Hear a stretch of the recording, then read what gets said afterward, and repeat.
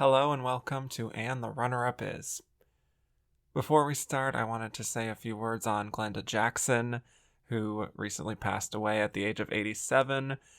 She was an incredible force, and I've loved getting the chance to talk about some of her best performances in a long and incredible career. I definitely encourage people to check out even more of her work beyond the 70s, and I'm just glad I got to talk about her one last time on this episode. This was recorded a few weeks before her death, so that's why we don't mention it in the episode itself, but I just wanted to mention it up front in case you're wondering why we're not talking about that. But yes, even though she's gone, we still have so many great performances to look back on, including one that you'll hear about today. So, this week on the show, we are talking the 1975 Best Actress race at the Academy Awards, where Louise Fletcher won for her performance in One Flew Over the Cuckoo's Nest. But why did she beat fellow nominees Isabelle Adjani, Ann-Margret, Glenda Jackson, and Carol Kane? We'll explore all this and more today on And the Runner-Up Is.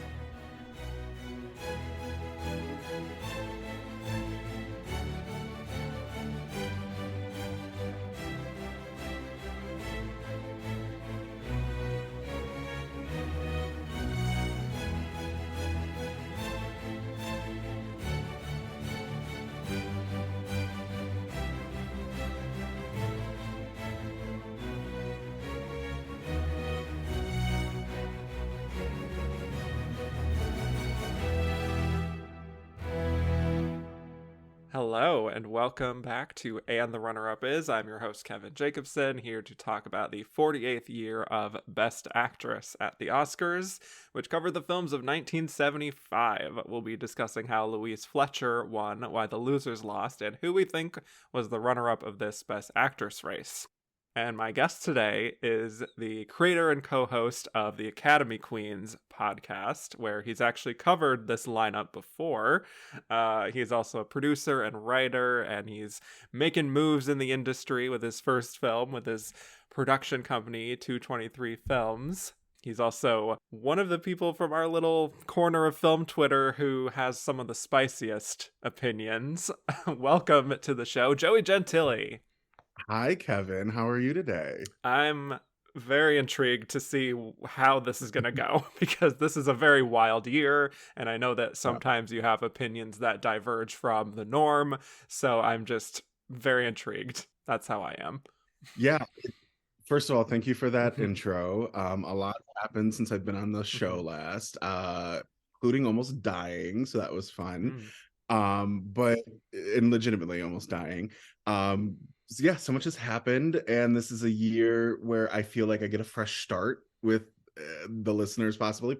Most likely not, though, because once you've made a bed, you lie in it. But no, I'm excited for this. It's a very interesting year. There's a little backstory, like a lovable backstory I have with this year too, and it features the good, the bad, the ugly, and Ann-Margret. Yes, it really is. All of those things. Yes. Yeah. My goodness. Yeah, a lot to unpack there. Mm-hmm. But before we talk 1975, let's talk Best Actress as a category. And I know that you have opinions. As I ask all my guests, my first question, what's your favorite Best Actress win of all time? So I have a lot of grievances. How much time do we have? Oh, I know just 3.5 hours. Yeah.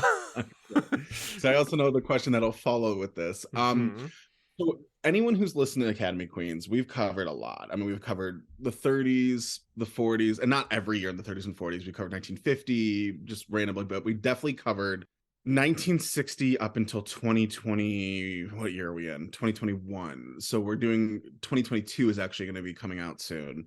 So we're going to hit that class. But anyone who's listened knows that there's only been 7 times since 1960 that I think the Academy has gotten it right.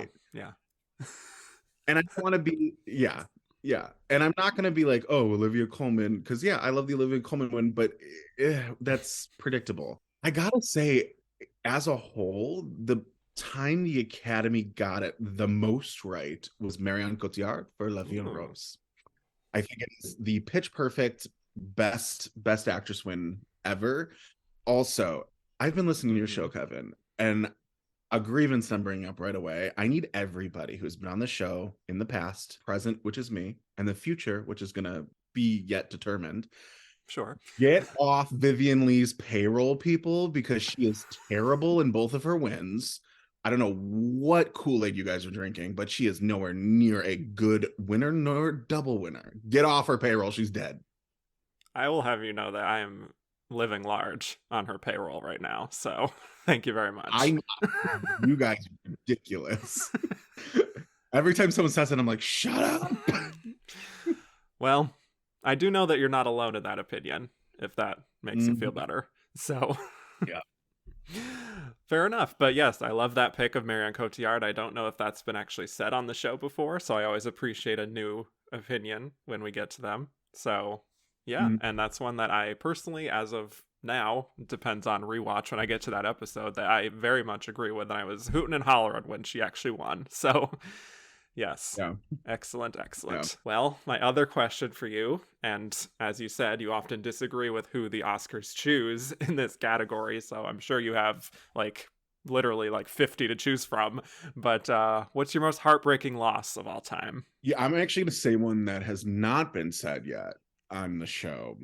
I would like to point out, again, if you know me, I could say something like Eleanor Parker for Caged in 1950. That's your vibe. Yeah. But I'm going to say something, and I'm going to start being controversial now. You've already launched into a Vivian Leigh, but yeah. And it's a recent one. One that really kind of breaks my heart is actually Michelle Yeoh for Everything Everywhere All at Once. Now, I would like to asterisk this, because I feel like you really have to, especially talking about Michelle Yeoh. I love Michelle Yeoh. I think last year's lineup was one of the strongest lineups where anyone who won would have been a good win. It for me, it goes in the lineups of 1950, 2010. What's another really good one? I can't think. I'm on I the think spot. 78. Even 78, 2007, even with Cotillard. Great lineup. The thing is, though, is that the person who should have won wasn't even nominated, and that's Daniel Deadwyler. Good call. Yeah. Daniel Deadwyler, in my opinion, gave hands down the greatest performance ever put on film. For years, that spot was kept with The Passion of Joan of Arc, and that performance, and the actress, of course, is now just, I'm senile now since I've been on here last. I can't think of names. It's early. We're recording early, Yeah. Falconetti. But I will. Yes. Maria Falconetti. Yeah, thank you. Maria Falconetti, hands down for decades, was the single greatest performance I've ever seen put on film. And then I saw Till, and I'm like, bruh. So yeah, I would say Michelle Yeoh. Now, again, looking at that lineup, any one of those five could have won, and they would have been a really good win. But if I'm going from who was nominated last year, Andrea Riseborough should have won. But that's a whole other conversation. Yes, it certainly is. But not unrelated to a little bit of one of the nominees here. So which we will certainly get to, Miss Carol Kane. Yes, we will. Yes. Well, that's a very interesting interpretation of the question, as always, in terms of not only someone who's nominated, but someone who wasn't. That is genuinely, I genuinely don't understand how that happened, other than, I don't know, they just felt like they couldn't get through Till. I don't know, it was too difficult for them. That's the only thing I can think of. Yeah. Or just general Hollywood racism, I don't know. Yeah, and I mean, even people who weren't the last couple of years have been really interesting. Olivia Colman even missing last year for Empire of Light. Whether you like the movie or not, the performance is stacked. A lot of Chaim missing for Licorice Pizza the year before that. There's all these performances in the last couple of years, especially, I feel, since Toni Collette and Hereditary. I mean, then you look at Alfred Woodard and Clemency and all this other stuff, Lupita and Us. There's so many amazing performances that keep getting missed. For what? Yeah, and you don't know this, but Sophia also mentioned on the 74 episode Alana Haim as one of her more heartbreaking misses. Yeah, and I've talked about Alfred Woodard and Lupita. Yeah, a lot of weird missed opportunities as of late, and I think we should figure out what's going on. Let's do an investigation. I think we should take out Best Actor and add another Best Actress category. Second Best Actress. Yes. I don't know what you call it, but Second best actress. Best actress this season. I don't know. Yeah. Yeah. All right. Well, I hope we get to some more spicy opinions as we go through it. Yeah. And to be clear, I do, you know, as you said, you love Michelle Yeoh, so Oh, it's yeah. not like Love Michelle a Yeoh. huge like injustice that she won, obviously. Yeah, I love Michelle Yeoh. I love that she has an Oscar. I wish it would have been for Crouching Tiger, if I'm being honest, or even Yes. Memoirs. Which you've talked about on a bonus episode of this series. I have with Brandon Sandwick, great friend. Mm-hmm. But for me, I just also really don't like Everything Ever All at Once. I do not like Oh, right. it all. Like, I would have given it only 2 nominations in editing and supporting actress for Sue, and both of them would have won. So like, Okay. Yeah. I'm not on the everything hype train at all. So a lot of it also plays into that. That makes sense. Yeah.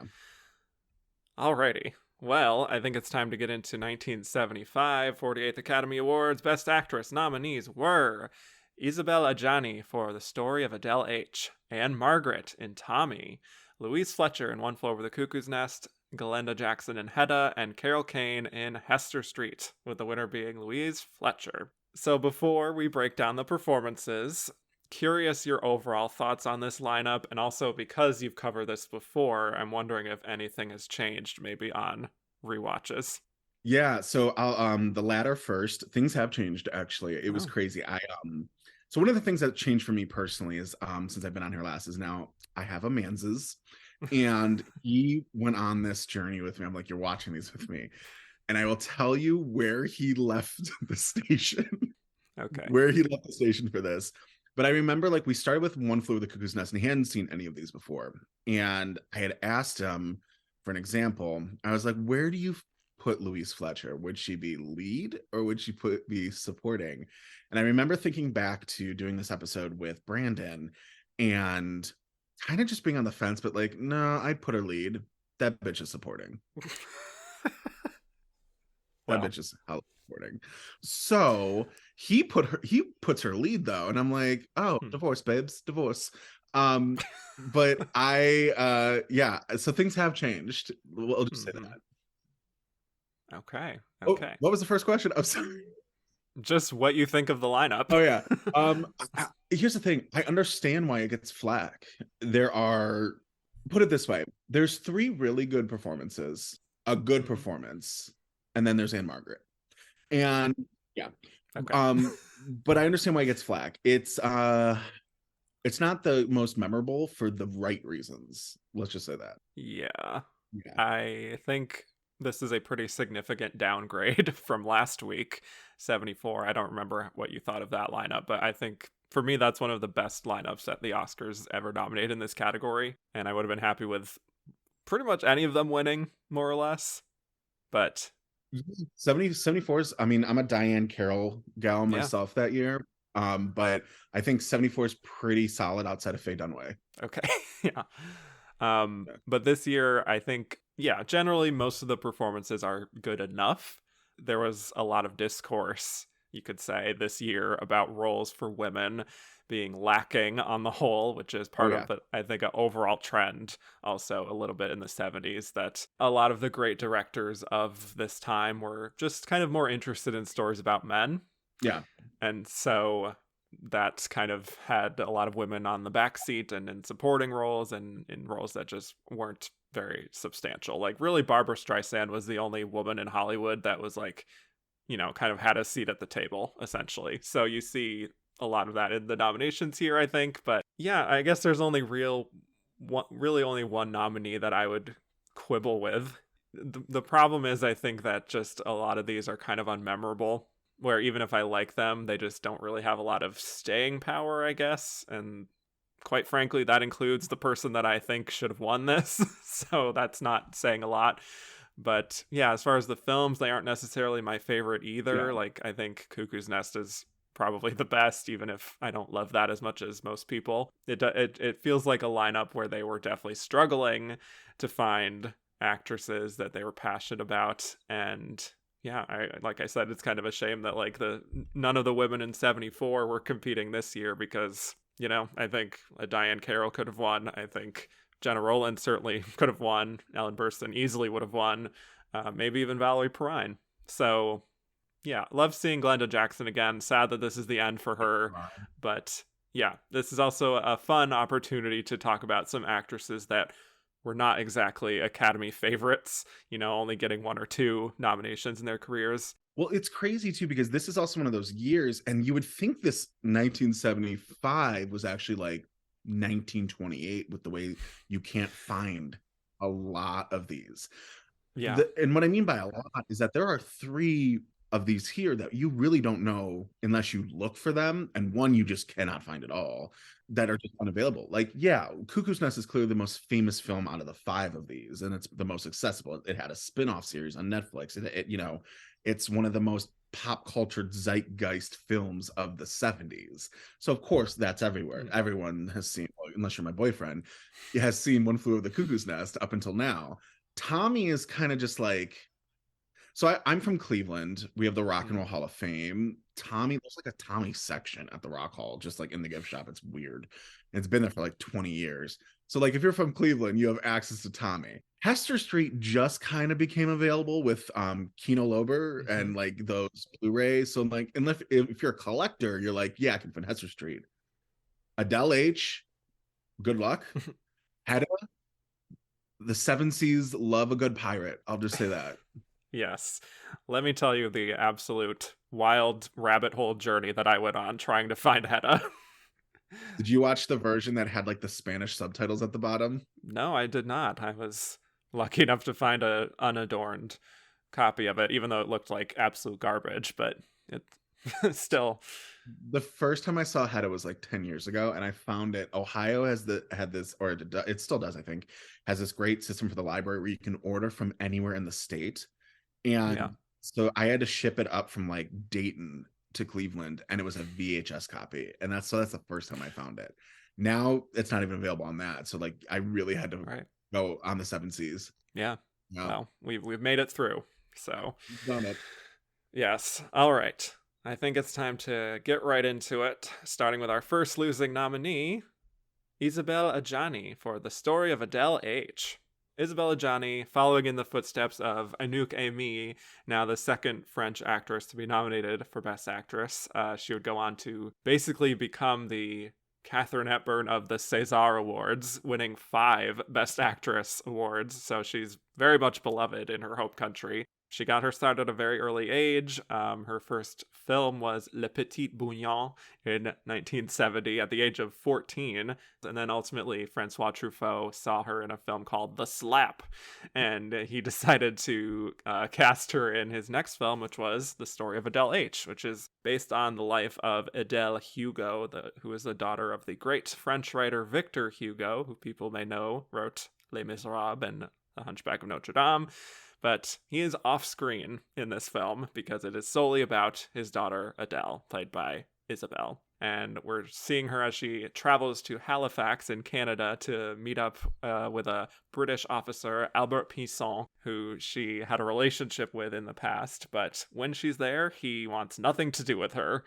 But she's just infatuated with him, so she kind of concocts all these schemes and lies to get with him, despite him just not being interested at all. And she lies when she sends letters back to her father, kind of hoping he'll send her some money. And she's saying that she's married to him now, even though she's not. So it's all about her obsession and sort of how that consumes her and takes her down a dark path. So, let's talk Miss Isabelle Adjani. I should also mention she's making history with this nomination as the youngest person nominated for Best Actress at the time. She was only 20, and that would be broken later on by Keisha Castle-Hughes and your fave, Quvenzhané Wallis. But yes, thoughts on this French icon and her performance here? J'adore Isabelle Adjani. Kudos on your French pronunciation, by the way. Thank you. That is 4 years of high school French for you. So this is actually, so my boyfriend tapped out before I had gotten to a rewatch of Story of Adele H, and I wish he would have seen this because he's an English teacher.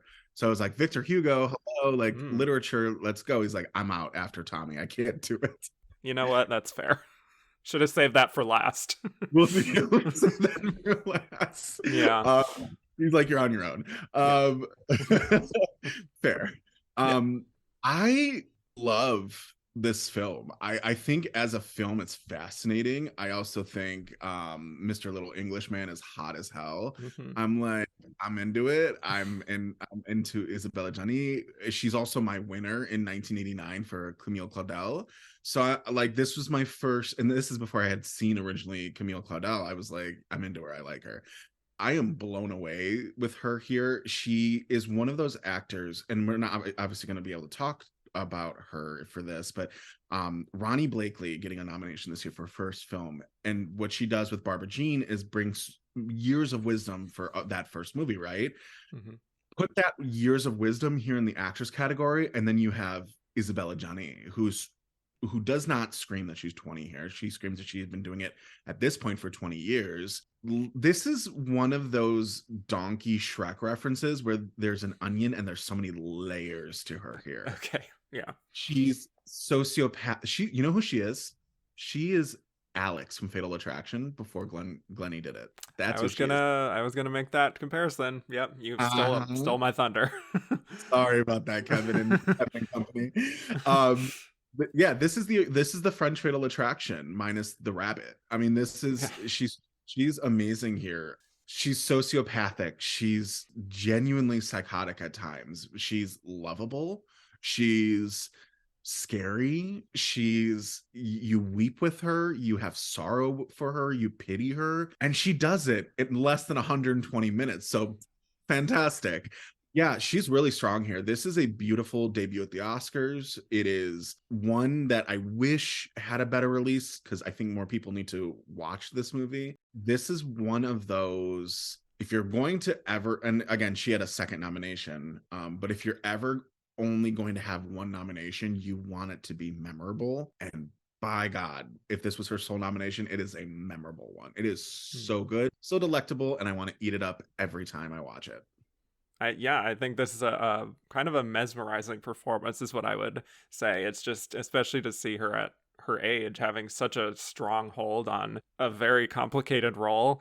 I talk a lot about this, where sometimes there are roles that could just go very wrong depending on the actress, and this is one where I absolutely think it could have been kind of disastrous and even verging into like camp territory, where I don't think that's what the story calls for. I think you can sort of look at the actions that she's taking in the film and you could see her in a certain light.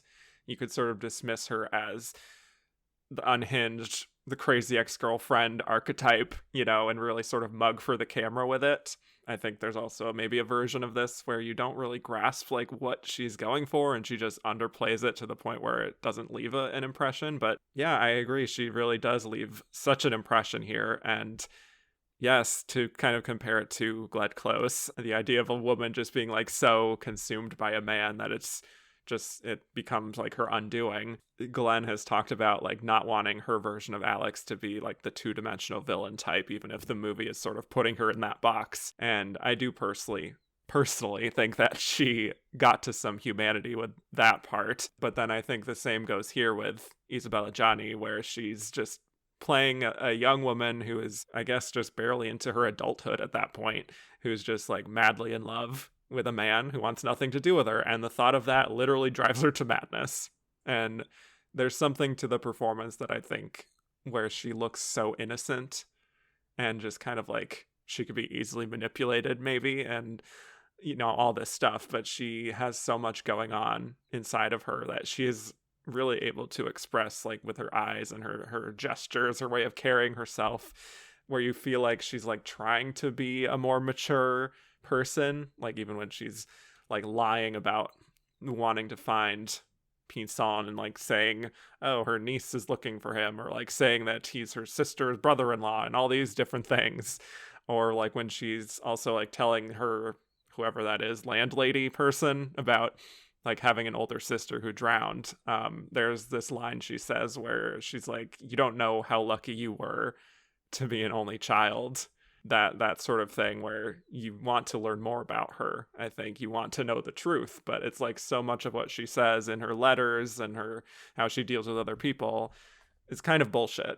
You know, like she's trying to get what she wants and she's saying whatever she can to make it happen. So she's like having to kind of communicate that she's full of shit while also showing us like what's really going on sort of subconsciously. So as you said, very much the donkey onion layered stuff going on here. And with this being her first major role in film, like I think it's even more impressive that she was able to kind of like challenge the viewer a little bit and to try like have us try to figure out like what her real intentions are.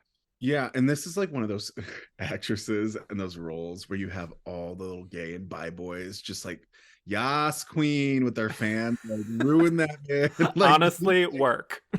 Yes. So you know if you get the gay and bi boys on your side, you've got a performance there that is just edible. Like, yes, she is doing what needed to be done. Yes, we love our psychotic queens so much. The more psychotic, the more delicious. Yes. Oh yeah. It definitely like, and that's the thing. You know, the weird thing, Kevin, is you bring it out in me. I swear to God. It's seeing you in front of me right now. Like I genuinely had never thought of comparing it to Alex until just in that moment. And I'm like, you know who this reminds me of? Kevin Jacobson. It reminds me of Glenn Close. What can I say? Yeah. You know, this is actually a movie that I would appreciate a redo of. Like, I would love, like, I'm gonna butcher her last name. I never could say it, but like, imagine Leah Seydoux. Leah Seydoux, yes. Thank you. Imagine this. Like, would love that. Oh, so good. Or you know what? Bring Isabelle Adjani back. Let her do a sequel. Why not? That's true. Like when you see the end of the movie, it's like, hey, she lived another 50 years. We don't actually see it. Right. Let's see what she's doing in her country home or wherever she is. This is one of those movies too that needed a feminine touch. Like if it was not Adele, like let's say it was, I don't know, Victor Jr., right? That man would be so psycho. You're like, stranger danger, call the police. But for some reason, the way she manipulates everybody and the scenario she's in, you low-key root for her. And I don't know what that says to me as a person. I don't know if it said the same thing to you. Well, but I was just like, you know what? I get it. Like, yeah. I do. This is just one of those roles that would not have worked. I mean, most roles don't work with men in them, but this is not one of those, right? This is not one of those roles that a man in a male role just would have worked. It just would have been creepy, like without any redemption. Yeah. Well, I think that's sort of the tension of the film, is that you're kind of like looking at her and being like, I kind of want to root for you, even though you're definitely in the wrong in this whole situation. Like, if this were to happen in real life, I would be kind of repulsed, probably. I don't know. But... and yet you're kind of like drawn in by her anyway. Yeah, it's very, very strange what she's able to do, but like a moth to a gay flame, just I guess so. Yeah. But some of my favorite parts in her performance is when she's actually with him. And it's like you're seeing like after all of this sort of plotting and scheming and being kind of like Machiavellian and trying to meet up with him again, when he's in her presence, she kind of like is messy. Like she just like unravels in this way that is perhaps relatable. I don't know. We've all been in certain situations where we really like someone or want something, or you're just like, it doesn't even have to be a person. Like you want like a certain job or something, and you can do all the planning in the world. But then once you get face to face with the situation, you become a little unraveled, I guess. And I think she communicates that very well. Yeah, I mean, I would agree. I would say like my favorite point for this character in this movie is when she's just all raggedy. I think she's in the Caribbean at that point. Barbados, yes. Or Barbados, yes.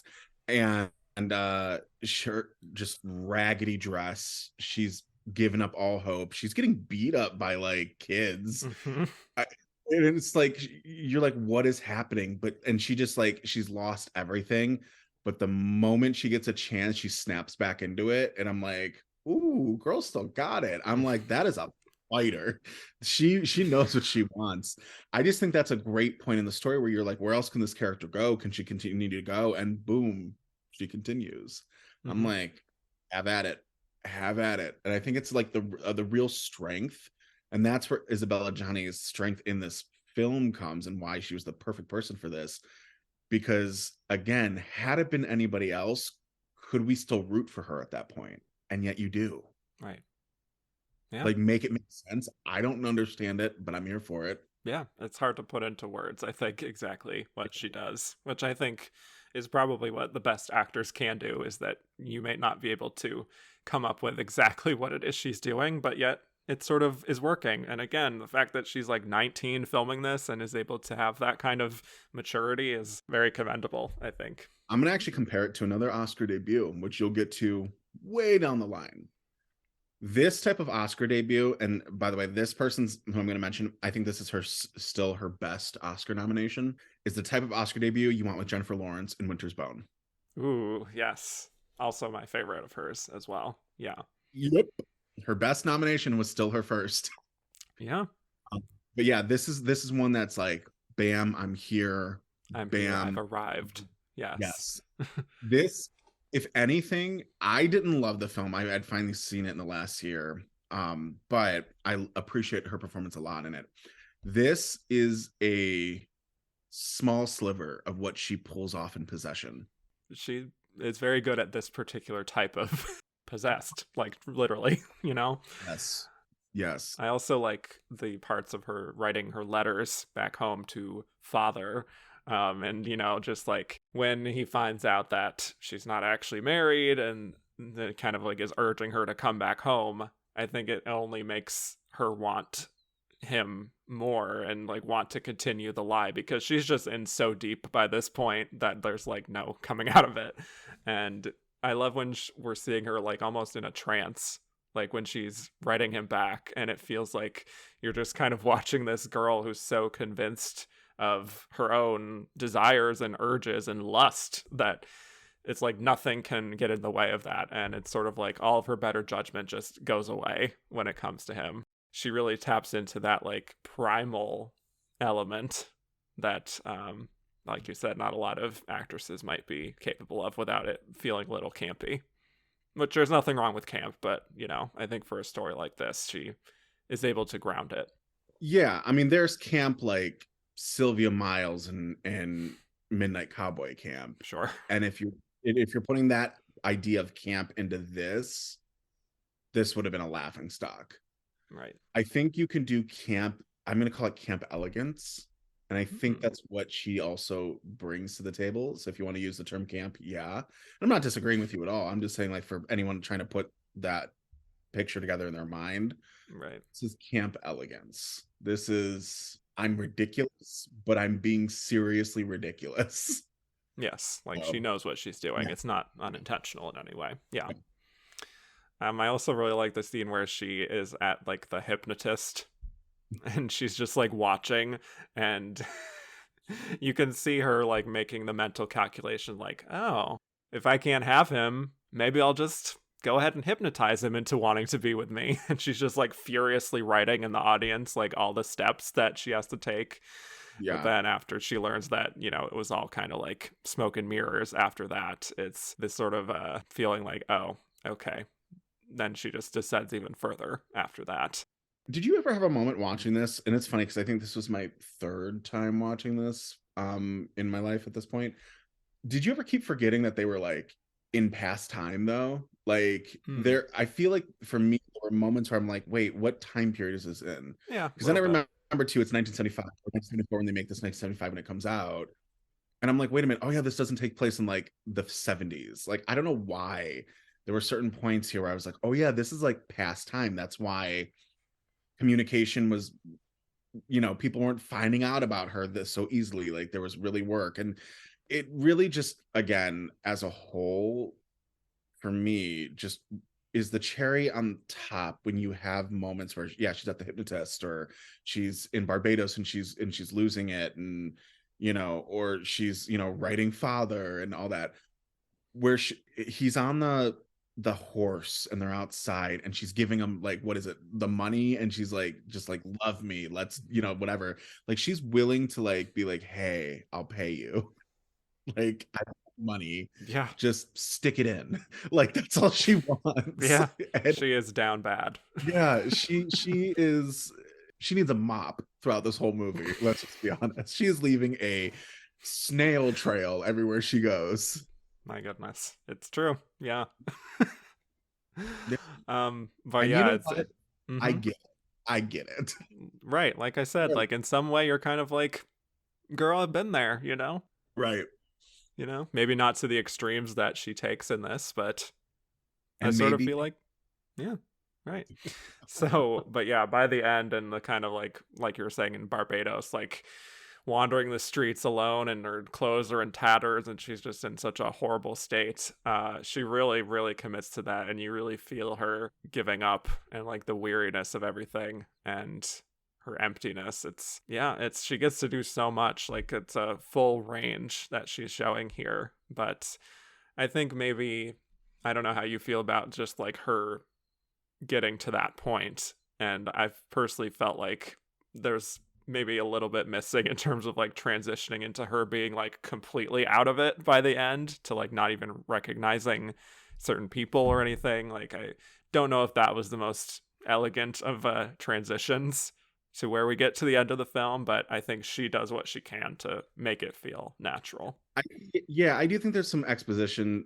There's like missing exposition here. You're right. Yeah. And we're now being on the opposite side because, as you mentioned in the intro, like I'm working on my first film, which also, side note, working in the industry now on my first funded project during a strike is Oh yeah. real Yeah. complicated. Mm-hmm. But it's putting me at a point as a producer with this script where I'm like, what is able to be cut out to make it make sense? Right. And I do think looking at a producer lens now, they cut the wrong, they definitely cut something, because it's weird how it just like night to day without any type of dusk in between.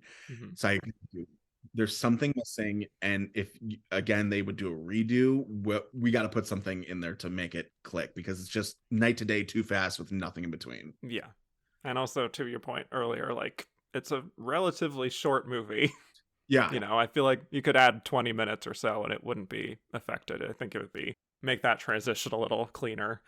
Mm-hmm. But yeah, I mean I'm very positive on this performance. This was the first time that I've seen this movie. Again, not Was it? really available in many places. So yeah, but I really liked what I saw, and I was happy to see her, like especially this actress who I've seen in other films later on, just like in not her infancy, but like in her career. Like it's such a early point that I felt like she just has it right away. It's not like she like grew into it later in life, that she just kind of had that special X factor from the beginning.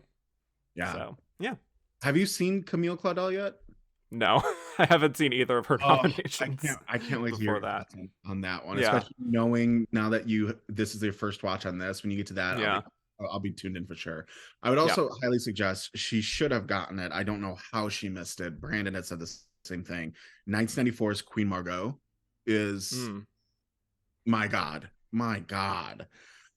Check that out. Check that out after you're done Yeah. with Camille Claudel and you have some spare time. Whenever you have spare time, Kevin. Mm.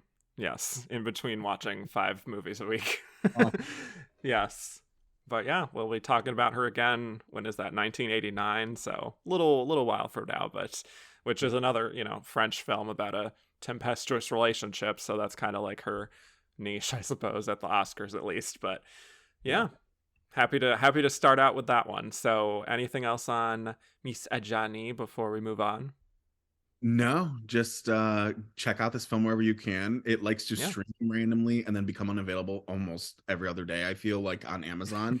The only reason why I say Yeah. that is because I noticed it was available one day, gone the next day, and available the next day when going into this. And I was like, odd choice, but sure. Yeah. Check it out if you can find it. It's a great first nomination for her. Agreed. Yeah. All right. Well, I think it's time to move on to our next nominee, Ann-Margret in Tommy.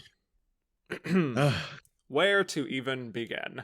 All right. Well, Ann-Margret, already an Oscar nominee before Tommy. She was nominated supporting actress for Carnal Knowledge in 1971. But before that, she got her start as a singer, and she was releasing albums in the 60s. By the way, I just saw that she released a new album this year in 2023, which is what it's called Born to Be Wild. It's just like a covers album. So good for her for still releasing music for the girls in 2023 at her age of like 81, you know? Like truly good for her. But anyway, yeah, she did a lot of music, and she made her film debut as the daughter of Pocket Full of Miracles and as in the Betty Davis daughter role. So yeah, she actually won New Star of the Year at the Golden Globes for that. She did Bye Bye Birdie, famously is singing the opening song Bye Bye Birdie, which is, speaking of camp excellence right there. But by the end of the 60s, she was kind of seen as a sex kitten. That is how she was referred to very often, which I think was a blessing and a curse ultimately for her, because she wasn't really taken seriously. But then she kind of managed to show people her skills with Carnal Knowledge, which was directed by Mike Nichols, and he really, I think got a great performance out of her there as like the suffering wife type. And yeah, but in 1972, she got in an accident that required facial reconstruction surgery. So she's really gone through a lot of ups and downs, even at this point in her career, by the time we get to Tommy, which Tommy was also a bit of a difficult shoot for many reasons. As anyone who watches the film and sees her sequences may understand why. But yes, this is a very unique one. Tommy is based on a concept album by The Who, Tommy, about a guy named Tommy. And he grows up in the 50s and 60s with his mother, and his father is presumed dead in World War II. So his mother gets into a relationship with this guy, Frank. And when his father actually does come home, Frank then kills the father, and Tommy witnesses all of this, which somehow strikes him deaf, mute, and blind. So there you go. I think because of trauma, ultimately. But yes, it's all about his mother and stepfather sort of trying to heal him of this, and they take him to all sorts of quirky characters to try and fix him. And yeah, Ann-Margret naturally is playing the mother, Nora. Nora Walker, also the name of Sally Field in Brothers and Sisters. Fun trivia for you. Anyway, let's talk Ann-Margret. This is one where, just as you've said before, I know it's not exactly your favorite performance in the world. Very curious to see how your rewatch may have changed at all. But yeah, any overall thoughts on Ann-Margret too, just as like an actress and her totally out of left field nomination here? Sorry, that was a lot, I know. My God. What? Three things. Number one, everyone listening, whether you're driving or at home, take a shot every time we say Tommy. Mm-hmm. Good luck. Number two, the timing of this episode with this week with Tina Turner. Oh my God. Unreal. I need everyone. Kevin knows. So Kevin and I are in a group chat with some film Twitter and critics and everything and yada, yada, yada. So there's a gift or a curse, depending on how you look at this, that I have. I'd say a curse by now. Yeah. Looking at the people, yeah. I have killed so many people. I've killed Cloris Leachman, Cicely Tyson, Hal Holbrook. I've now killed Tina Turner. And the way that this works is that I will, and Kevin is witness in this group chat, because it's happened many times, I will talk about somebody or say, hey, I'm revisiting this movie that has this person in it. And Kevin, what happens days later? Death. Yeah. So, and out of nowhere, death too. Like, we don't see it coming either. and I've tested it to where I'm like, okay, I tested it this past Oscars on Barbara Barry. I'm like, watch that bitch die before the ceremony. She's still living, so I can't like just say it out loud. It has to randomly happen. So we're doing Tommy this week. Revisit Tommy. Specifically mentioned Tina Turner just in passing before we record this. Guess who dies? The legendary Tina Turner. Yes, I know. So I am a Death Note. Mm-hmm. That's point number two. Point number three. Unless you're Jackson DeStefano or Ann-Margret, you don't like this performance. I don't get it in the sense of what the hell is the Academy thinking? This movie is like the Marry the Night music video. It's too long. Wow. And I love Lady Gaga. I love her, but this Wow. feels like an tell me I'm I wrong. That Tell me is eerily accurate. Yeah. right. It Yeah. is it is so unnecessary. It is just a music video, is what it is. This is where my boyfriend tapped out. He had watched 3 of these with me. He watched Cuckoo's Nest, then we watched Hester Street, and then we watched Tommy. We turned off Tommy at the Marilyn Monroe scene because he's like, I can't do it. I can't do this anymore. I'm like, thank you. I mean, I'm like, I revisited it. I actually own this on Blu-ray for some reason. And then weirdly, at the same time we rewatched it on my Facebook memories, I had given a 14 years ago shout out to Marlon, who was my friend's father at that time. He's still alive. They're still the father. It's just a long time ago. That's why I said it like that. Okay. Where he was working at the Rock and Roll Hall of Fame, and I said, "Thanks for grabbing me this Blu-ray copy of Tommy. Can't wait to watch it for the first time, Marlon." I was like the time for that as well. And it has sat on my shelf for like over a decade, just Collecting dust. oh yeah. This movie is so bad. No, we got to the Tina Turner part. That's what it was, Tina Turner, and then we turned it off. And I'd shown him, I'm like, but you have to at least see the bean scene. And he's like, just shut this shit off. I can't. This is terrible. I do not want to be on this journey with you anymore. This is so dumb. There's no point to this. Everyone in this movie is doing the most, but doing nothing at the same time. It makes no sense. You can't audibly hear Ann-Margret in any of her quote unquote lines for like the first half hour of this movie. Like, it is just, what were they smoking? What were the globe? I mean, the globes smoke all the time, but what the globes get a win for this? Like, there is nothing she's doing. She is being a gold digging hoe, which shout Respect. out, do what you gotta do. Respect. There's nothing. I'm a gold digging hoe. That's fine. Game recognized game, right? I love you, Matthew. Game recognizes game, but no, I like, genuinely, like, what is she doing here? She's flicking her bean in the beans. That's good. I was just gonna let you go. Yeah. Your face said it all. But genuinely, if you take on a serious note, if you take the iconic bean scene out, where's the nomination? Are we nominating the scene for that pop culture zeitgeist moment of the beans? Or is this actually an Oscar-worthy performance? That is the serious question I ask you. Well, I don't know if I'm going to have a great answer for you, because I can't say that I disagree.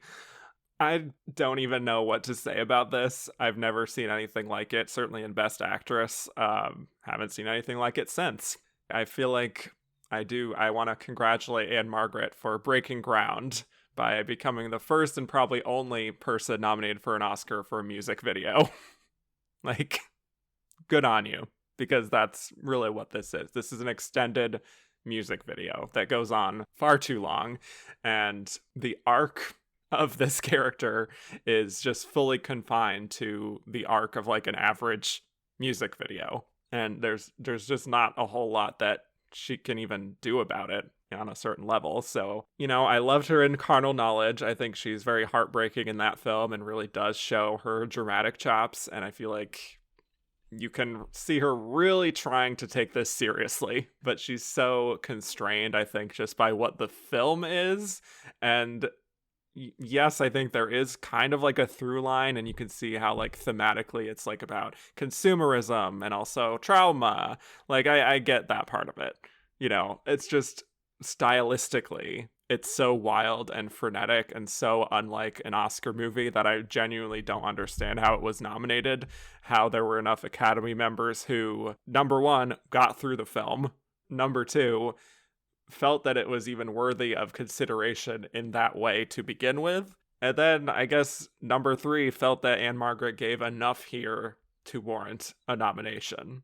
For me, it's just like, I don't even know how to assess this like I normally would. Like, there's not much of an arc. It's sort of there. I feel like you can see the, like, if I really stretch and like give this the benefit of the doubt, I could be like, okay, this is about a mother who's trying to heal her son, and is also like getting swept up in the distractions in her life, and like maybe losing focus and giving over to the consumerism of everything. Sure. but like everything is so surface level, like there's no examination really of who this woman is. And her characterization also completely changes from scene to scene. Like one minute he's like her whole world, and then the next minute she's like putting on makeup and being like, whatever, send him off to cousin Kevin, and he's probably a psychopath, but like who gives a shit? Like whatever. And then the stuff later on with the dancing and the swimming and the beans and everything, it's just like so like untethered from reality that there's nothing for me to grab onto. And I don't know, all I can say is that she's clearly giving it her best effort. Like she's committing to something here.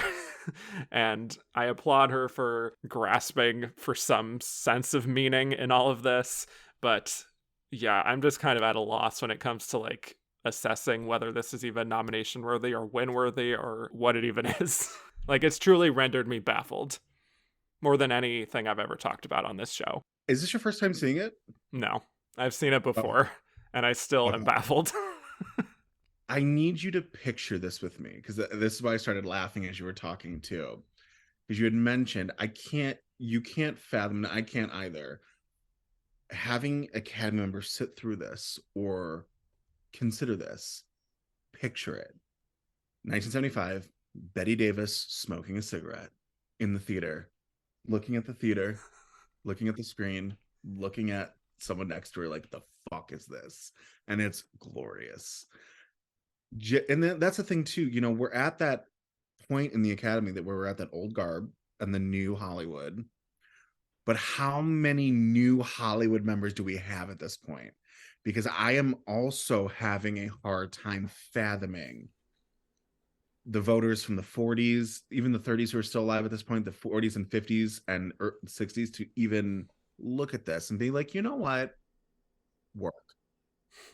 What because I'm imagining them doing Tommy now and it just getting laughed off screen, because that's people's reaction to it. And the only way, and I'm being very serious with this, the only way I can fathom that this worked was while watching, they got people high, because it feels like if you're high, this is a great movie. I don't smoke anymore, but like I'm imagining, because like I do enjoy shrooms, but like so I'm imagining like taking shrooms and watching this and loving it. Yeah, going to like a rowdy screening. Yeah, yes. I can't imagine liking it any other way. Jackson DeStefano, how do you do it? Also, that album that Ann-Margret brought out, that's for Andrew Carton. Yes, that's true. That's Andrew Carton's album. I then also can't fathom watching this, nominating Ann-Margret, but looking at Tina Turner and going, you know what? Nah. Best scene in the movie. Bro, she's the best thing in this movie. Mm-hmm. It is literally her role in this is the size of an actual music video. Right. And yet she does so much more in so little time than Ann-Margret does in the 17-hour music video that this movie is. Yeah, I don't disagree with you. Once again, it's look at us. It's a lot. Yeah, I know. We'll see how this lasts, but just to, I guess, it is a music video after all. She does get to sing. I think she has a good voice. There's like a husky quality to it that I do like in the beginning, where she's singing about how happy she is to be in the arms of a man again, like in the very beginning with Oliver Reed. And she's also kind of, sweet, I think, with young Tommy in a way that feels believable. I don't know if it continues that way. For some reason, I just didn't remember on this rewatch the fact that she doesn't actually speak. Like, so much of it is just singing. And when we do see her talking, we don't hear what she's saying. So it becomes like a silent acting performance almost, where she's just having to like rely on her face and her gestures and everything, which, to her credit, again, she is fully just like in it and all over the place with it. So I guess you understand what she's doing, and she's doing what is asked of her. But again, it's just like, I'm not really seeing a lot of brilliance in what I'm seeing. It's just like, yeah, she followed what Ken Russell wanted her to do, which is to be like, more, and just be like bigger with her gestures and everything. But I don't know if that means Academy Award necessarily. And I don't want this to come across as me being like snobby about what an Oscar nominee should be, just because this is different from what I would normally see, that I'm just like, oh no, this is not what I'm used to. It's just, yeah, you understand what I'm saying? Yeah, and I'll be snobby. It's fine. That's what I'm here for. Okay, great. It'll take the heat off of you. It's okay. I'm used to it. Okay. I had to look really quick because I was like, Ken Russell. Okay, yeah. So he's coming off of Women in Love, which you talked about. He's also coming off of The Devils, which unfortunately you did not get to talk about. And then it makes me wonder, with what's being asked of this role, if he had gone to Redgrave or Jackson beforehand for this. I could imagine Glenda Jackson sitting down in that meeting and being like, Kenneth, pull yourself together, and leaving. Number one. Yes. But then I could totally see Vanessa Redgrave doing this. Totally see her doing this. Can she sing, though? That was my question. Yeah, I feel like in terms of Ann-Margret, I think pretty much anything up to the Bean stuff is just like fine, passable stuff. I'm not actively like feeling any which way about it. She's giving it her best effort. Yeah. Then when the Beans commercial comes on and she's watching it and she's just like enraptured by it for whatever reason, and she's in her white room and she's got the champagne bottle in hand and she's just swinging around wildly and she's kind of feeling herself, and it's just like fully unhinged, and like seeing flashes of her son, I guess like haunted by him in some way is how I would interpret that, in a way that she doesn't really want to confront that, I guess because it's too hard. And then, throwing the bottle at the TV and we see this huge wave of something liquid coming out, and then here comes this just like torrential flood of baked beans and just swimming around in it and writhing around like no one's watching, and then straddling the pillow. When I watch that scene, I don't understand what's happening, but on some level I am kind of like, honestly, work. I truly am watching that just like you watch that scene in a vacuum, you pull it up on YouTube and you're just like, honestly, good for her. That's how I feel, like truly. Only in the 70s could this have happened. And again, the theme of today, you know what? Work. Honestly. Yeah. Work. And, then her like smash the mirror sequence where we get more of that frenetic dancing, just like whipping her head back and forth, sort of trying to get through to him somehow. All that sort of stuff where she's like unhinging her jaw and like just the wild expressions are just like fully ridiculous. And I also think kind of redundant from the other scene. Like I feel like we just saw this to greater effect in the baked bean sequence, where I'm just like, I feel like I've already watched this scene. But yeah, at the same time, having said all of this, I can't say that there isn't something like strangely compelling here about her screen presence. And maybe it kind of helps that like her costume is just like all of her costuming is very eye-catching, and like she has so many distinct looks that I almost wonder if some of where the nomination comes from is that she just has a very like evocative look, and you kind of can't keep your eyes off of her. Whether it's good or bad, you're just like, huh. Yeah, her costumes in this are very Bob Mackie, and I'm here for it. Right. Like, right. I'm genuinely surprised we don't see more drag queens doing an ode to Ann-Margret here. It is, I think, if anything, outside of the Beans, the costumes are the most iconic thing in this movie. Yeah, and I think to its credit, the production design is very on point, I would say. Yeah, but this also too, visually, not to bring her back in the fold, this feels like if this had come out today, this is a Lady Gaga role. Wow, yeah. Yeah. You know what I'm saying? Oh, yeah. Oh, yeah. And she would have committed to that baked bean sequence like nobody's business. Mm-hmm. She would have brought in that Stanislavski method. Yes. And just... Well, it's like you said, the Marry the Night thing where she's just like bathing in cereal.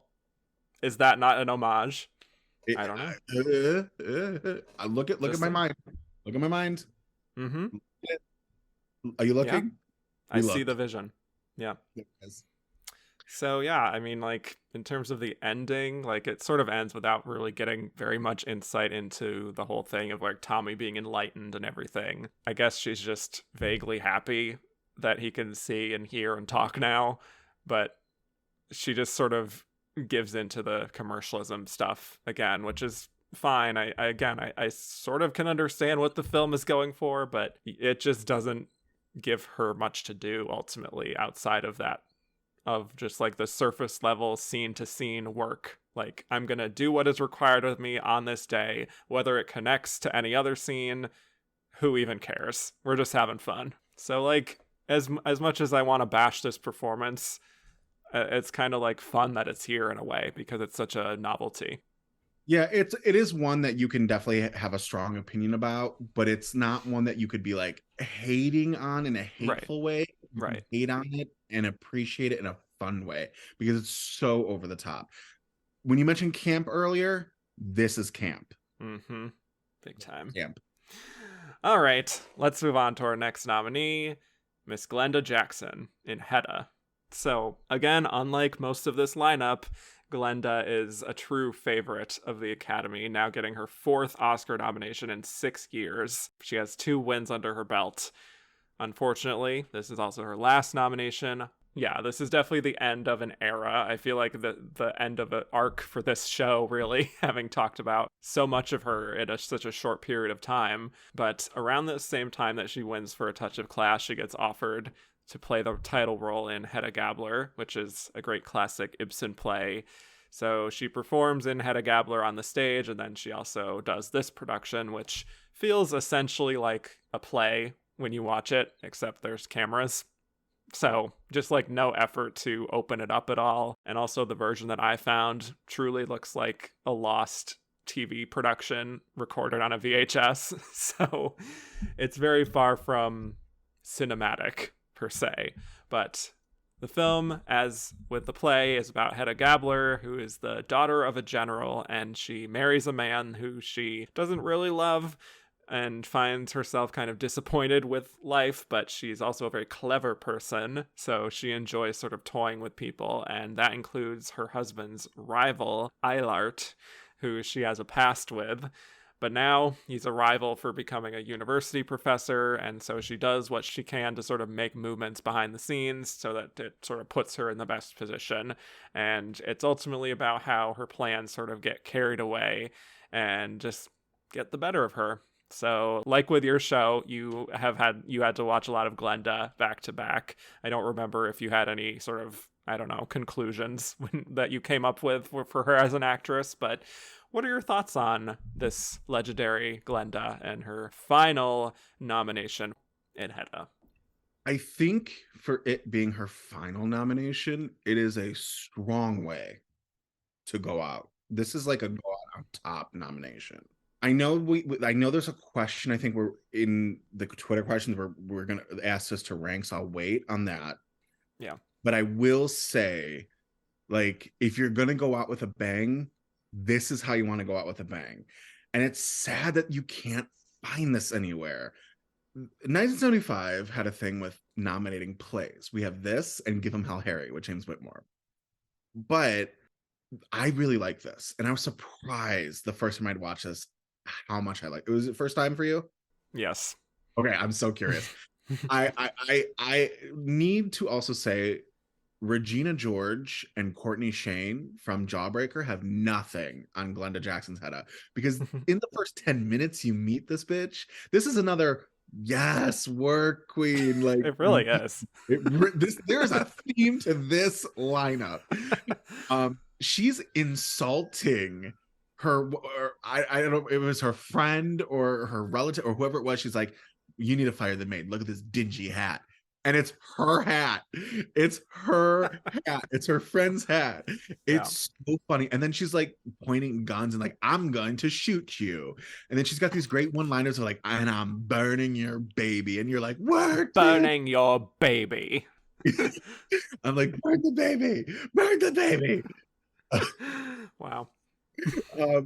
But no, she is deliciously villainous. And I'm like, just eating it all up. And it's sad that, yeah, every copy you find of this on VHS, like, in order to get perfect, crisp HD to watch this movie, you need to take your ass to a thrift store, buy a Zenith TV with the antennas, hook up a VCR that had, remember those VCRs, Kevin, that like before we just had the buttons, like this is really throwing it back. We had like the turn twist knob Yes. on Yeah. it. That's the type of VHS tape you or VHS player you Mm-hmm. need. And then you can enjoy your VHS copy of Hedda in the HD glory it was deserved to see in at that Right. time. Now, if you find it, if you're on the seven seas, or you just happen to plug in a VHS player into your, 85-inch Samsung, you're going to get that really blurry, grainy version, and yet it weirdly still works with this movie because it's shot like a play, and I appreciate that. Now, again, bring it to the future, give us an updated release, yada yada yada. But regarding Glenda Jackson, again, 4 nominations in 6 years, 2 wins, and they thought she was going to win again this year because she never showed up. And at the time, it was so expensive to do that they set up a satellite in England for her to accept the award this year for it. Like, that's how confident they thought she was going to win again. That's how strong of an actor Glenda Jackson is. I love this. I think it's a strong performance. I think it is, again, we'll get to the rankings of her performances. But again, if you're going to go out with this villainous hoe and work. Yeah, it's very weird because it feels like we just got started talking about Glenda Jackson on this show, and I feel like she felt like she had the makings of being like a mainstay at the Oscars, not unlike Katharine Hepburn or Bette Davis, these people who get like 10 nominations. I imagine that's what Oscar voters probably thought at the time too, like she's just going to be like that mainstay, not unlike what Meryl Streep would become, for example. But yeah, this is a role that feels like Katharine Hepburn in Long Day's Journey into Night, where she's just like a very respected actress taking on a classic, stage production, classic character like Mary Tyrone. Hedda Gabler is just like one of the more well-regarded roles for women on stage, and I think she is very much up to the task of that just like commanding presence that you need to play this character, and she just brings that natural sort of indomitable Glenda Jackson thing to this, and her own very unique brand of like charisma too that only she can bring to a part. All of that is here, and it's very fun to see her just chew the scenery. Honestly, some of my problems just have to do with the film itself because it's so creaky and old-fashioned feeling. Like, it really does feel like something I would come across on like PBS at my grandma's house in the 90s. And we would just watch it, and even though like the look of the film is terrible, but we're just kind of living for the performance. Like, that's what it feels like. But those other elements are kind of distracting, I think, from her performance, which is not her fault at all. Obviously, it's just about preservation. Yeah, I think this is a very, very good performance from Glenda. Maybe if this was like the first Glenda Jackson performance that I saw, I would be like, oh my God, who is this actress? Where has she been all my life?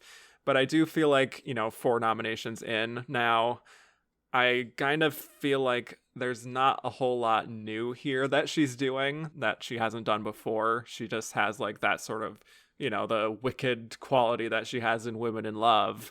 And she has like the vulnerability kind of towards the end of like Sunday Bloody Sunday. And she also has like, for like comparing it to Touch of Class, like the comedic sort of, repartee with other characters. And it's good work on the whole. I'm just not as blown away by it as I wanted to be, I think. I think I just like built it up in my head, honestly. Like, this is going to be a towering performance for the ages. But yeah, I think I walked away from it being like, my expectations were met. I got what I wanted, more or less, out of it. But yeah, I think maybe there were a few missed opportunities to go to like maybe an even more unexpected route with the character, like maybe show a little more of that vulnerability, because like Hedda Gabler as a character is like trapped basically in this situation. She's just making moves within what she's working with. But I feel like there's also something kind of tragic about the character. And I do think there are times where she just feels so Glenda Jackson, uncompromising, indomitable spirit, that if it just feels like I wanted a few other layers to it beyond just like I'm portraying this classic character. Yeah, I want to point something out that you said. I don't know if you noticed it. And this is for also because I love the show, and I think like when you had announced the show, I think we had announced that we were in our final season of Academy Queens. And so to go from one actor show to the next, and the way you do it is fantastic. My biggest thing that I always am like listening to other people with, and this is, you said it perfectly, so it's the perfect segue for this, is, and we always said it on Academy Queens, when reviewing this show, and not you, Kevin, but like a lot of the guests, you have to put yourself in the mindset of the voter in that year. You can always have your favorite, but like for me, I'm a ridiculous example. And this was recent because you also do the polling. In 71, I love Janet Sussman. I think she should have won for Nicholas and Alexandra. So who was voting for Janet Sussman to vote to try and get her to win in your polls? Me, clearly. Like, I was the 9%. I was that me and Micah. But clearly I'm not voting in there. I want my favorite to win. You had just said, watching this now and knowing it's her last one, because you had seen these in succession, essentially, of like in order, boom, you put yourself in that mindset of that 1975 voter who's like, I got what I needed, but we've seen this. And I think that's super important for anyone going forward who comes on too, is like, yes, have your favorite, but you have to think of this in the voter mindset of this year that you're in. Mm-hmm. And I think that's also what kept her from getting a third one here, despite the Academy thinking she was going to win this, is because it was like, okay, we've seen this. And so I think what you said, even if it was subconsciously, is the best example you can give anyone for this show of like your actual thoughts on it. You know what I mean? Yeah. It's all about context. Fantastic. It's all about the context. Mm-hmm. It's all about the context. I do, first of all, I want to see Kathleen Turner in this role. I can already see it. Yep. Boom. But I wonder too if we had gotten, as you said, like that mainstay. Speaking of an actress who should have won for a role, which was Charlotte Rampling for 45 years, we had gotten Glenda Jackson's 45 years. Ooh. You're offering so many little alternate things that I'm just like, I want to manifest all of this. Your fingers. Yes. I genuinely believe there was just a Glenda Jackson fatigue at this point. But I appreciate the Academy looking at this and being like, you know what? Nomination. Because it's a great one to end on. Yeah. I do hope it's not her last, though. She's got one more film coming out that reunites with Michael Caine. And I'm like, let this be it, please. But yeah, I think the deliciously dark evilness, the villainous that she's doing here, again, is sympathetic, and at points where if someone else had done this, not as sympathetic. I just think I think it's that classic Glenda Jackson touch, and more people need to see it, and it's unfortunate they can't. Yes, I do just love, for me, just watching her speak, I think is just such a delight, where it feels like every conversation she has is like a battle in some way with other people, and she takes so much pleasure in besting people. When she's talking with Jenny Linden, her old co-star from Women in Love, for example, and she clearly thinks of herself as like, I'm very much like better than this person, you know?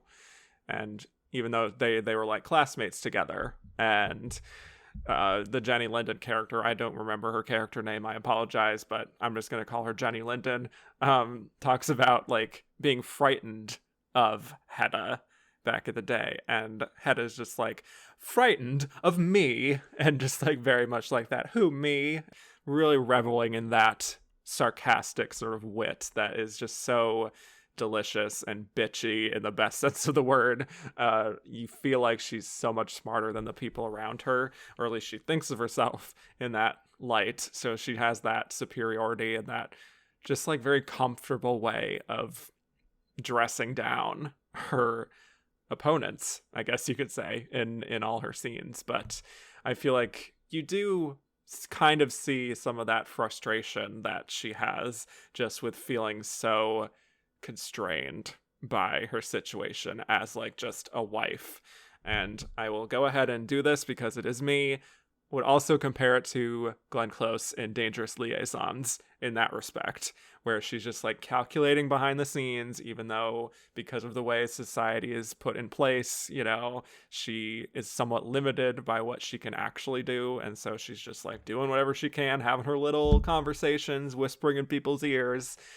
But anyway, I just wanted to make the comparison. No, I mean, that's a great comparison. It's also Glenn's, in my opinion, her best nomination. And that we can agree on. And yet I still don't give her the win. Crazy. Yeah. Sorry, I'm a Sigourney gal. Moving on. No, but now I'm also imagining Glenda Jackson in that role in Dangerous Liaisons. I'm like, oh. Also delicious. Yes. Oh, so much deliciousness. But no, that is a great comparison because like there's that iconic line delivery Glenn gives, just that looks in the camera and, whoa. And I'm like, yes. And now I'm like seeing that with Glenda with Glenda in this, and I'm like, yeah, that's a great comparison. That's a good one. Yeah, this I sound like a broken record at this point. Just find this movie. You haven't seen it, watch it. It's if you can handle that PBS feel to it, which it does have, enjoy the performance because it is delectable. Yeah. And I also, speaking of delectable, I do think that her chemistry with Patrick Stewart is interesting. Oh, yeah. A young Patrick Stewart looking good in his first role on film, which I didn't know before this. Very first role on film. Wasn't he in The Lion in Winter? Oh, no, that was Anthony Hopkins. Yeah. Anthony Hopkins. Okay. I was like, wait Close a minute. enough. Yeah. Same difference. But yeah, he does have like a weird chemistry with her, and I feel like he has that kind of roguish charm, especially compared to her husband, who's kind of like a beta, honestly, but just like more mysterious with his intentions. I think she really responds to that, especially when he's kind of teasing her about settling down with this guy who doesn't seem very suited to her. And that scene where they're sitting right next to each other on the couch, and he's just like almost breathing down her neck, talking about like their past affair together. It's quite something. It was a little spicy. I was like, okay. Oh, yeah. There is like a way Glenda has with, that's actually a really good point you brought up. There's a way Glenda has, I would say even in Sunday Bloody Sunday, where she's very erotic with the way she delivers lines. Yes. And that is a perfect example there in this movie where it is like, bite the lip. Like there is like, she's really good at that. Yeah. Obviously some of the stuff towards the end, we see the unraveling. I do really like when we see like when some of the panic gets into her voice towards the end, where she realizes, oh, I might have made a mistake. Like I may have gone too far with burning the manuscript. I'm burning your baby. It's such an iconic line. I love that, and the delivery is so on point. But yeah, the sort of losing control, it's sort of like what I was saying, I think back in like some episodes in the 40s with like some Betty Davis performances, where she's like so compelling to watch when she's in control, but then when she loses some of that control and there's like that possibility of being caught red-handed, it's even more fascinating because you're seeing this woman who is usually so strong and so in control and like always dominating these situations, now having to kind of improvise on the spot and just sort of grapple with her choices. There's a great way that Glenda Jackson balances in this performance too, where we can physically see her lose control, but she is so brilliantly portraying that this character in their mind is still got the grasp on it despite everything falling apart around her. And that I think is a testament to great, what I call double-sided acting. And what I mean by that is, again, you're watching this character lose their shit, and yet they're so convinced they still have it all together. And I think that's a really hard balance to do for a lot of actors, and Glenda does it masterfully. There's a reason why, despite if you like it or not, she's got 2 Oscars. Just saying. No, I agree. I think by the end, I think it's really beautifully done, just like the powerlessness that she feels when that family friend, whoever that is like basically blackmailing her and being like, I know exactly what the situation is here. You're basically like under my control now. And she's like, I don't want that for my life. And she realizes that she got outplayed, essentially. I think that's really well done, and not unlike what Isabelle Adjani is sort of doing towards the end of her film, which is that gradual feeling of like, okay, there's nothing left for me here. And she does what she does by the end. And yeah, I think it's a really good mix of, again, all of her great qualities in her other performances of that wickedness and that sense of comedy and that tragicness towards the end. That, yeah, it is kind of like summing up everything that we've come to love about Glenda Jackson. It's just that I, again, sort of wish that there was like one other element that I felt like, ooh, now she's even evolving to an even greater actress here. Like she's tackling a classic story, and it's just, that's what it is, and she's fulfilling the part and doing the best she can. And again, I wish it sort of outgrossed my expectations. I don't know if that's the word, but no, I get it. Anyway, you're speaking to it as someone who's watching them in order, exactly. In a turnaround, and right. In that mindset of the 1975 Oscar voter, because again, at that point, 4 nominations in 6 years, right? 5, yeah, 6. Yeah. So you're hitting it on the head. All right. Well, anything else on Miss Glenda before we move on to our final losing nominee? I'll just point out that she should have had a nomination for Stevie, and I wish you got to talk about that one. Yeah, maybe for A Woman Robbed, I will get to do that. But we shall see. All right, let's move on to Carol Kane in Hester Street. So Carol Kane, I'm so excited to get into for a number of reasons. One of them being that this nomination came out of nowhere. Also that Carol Kane has also just led such a fascinating career after this in terms of like comedy and supporting parts. So it is sort of fascinating that she gets this Best Actress nomination at the Oscars in a dramatic film. But with Carol Kane, she was a stage performer as a teen, and as many of her characters would prove to be, she's very much a New York actress. Her first role was actually in Carnal Knowledge, very small role, but fun coincidence that we have Ann-Margret here too. She did Wedding in White, she was in The Last Detail, and then with Hester Street, she's co-leading and really getting to prove her worth, I think, here. So Hester Street is based on a novel called Yechel, A Tale of the New York Ghetto, which is about a Jewish man from Eastern Europe assimilating in New York around the time of when the novel took place. And the director, Joan Micklin Silver, adapted it and changed the point of view a little bit from making it more balanced between the man and his wife. So when the film starts, it's following him and through his experience with having an affair with this woman in New York, and we eventually see how he has a wife, Gittel, played by Carol Kane, who only speaks Yiddish, and they have a son together, and as we see, she's having trouble adjusting to life in America. He's also kind of an asshole and treats her horribly. The film is sort of about this conflict between them and just between like tradition and change and all that lovely stuff. So let's talk Carol Kane. I can say for myself, I definitely knew of Carol Kane first from her later work as like a character actress, especially on TV and some of her movies in the 80s, 90s, that era of her career. But yeah, this is a super early one from her. So what's your experience with Miss Carol Kane and your thoughts on this performance? Yes. So first of all robbed of an Emmy nomination and win for Kimmy Schmidt, number one. Preach. The way she got nothing for that. Do you know how often, Kevin, I always quote, "Gay Judas," like all the time. Yes. Her Lillian was to die for. Mm-hmm. Okay. Hester Street. So this is the second one I watched with Matt, and he hated this. Oh my. Did not like this at all. Why? This was doing his like of Cuckoo's Nest, and then it just went downhill because then we went to Tommy, and he's like, "I quit." Right. But he did not like this. He also thought, which I agree, Doris Roberts also worthy of a nomination.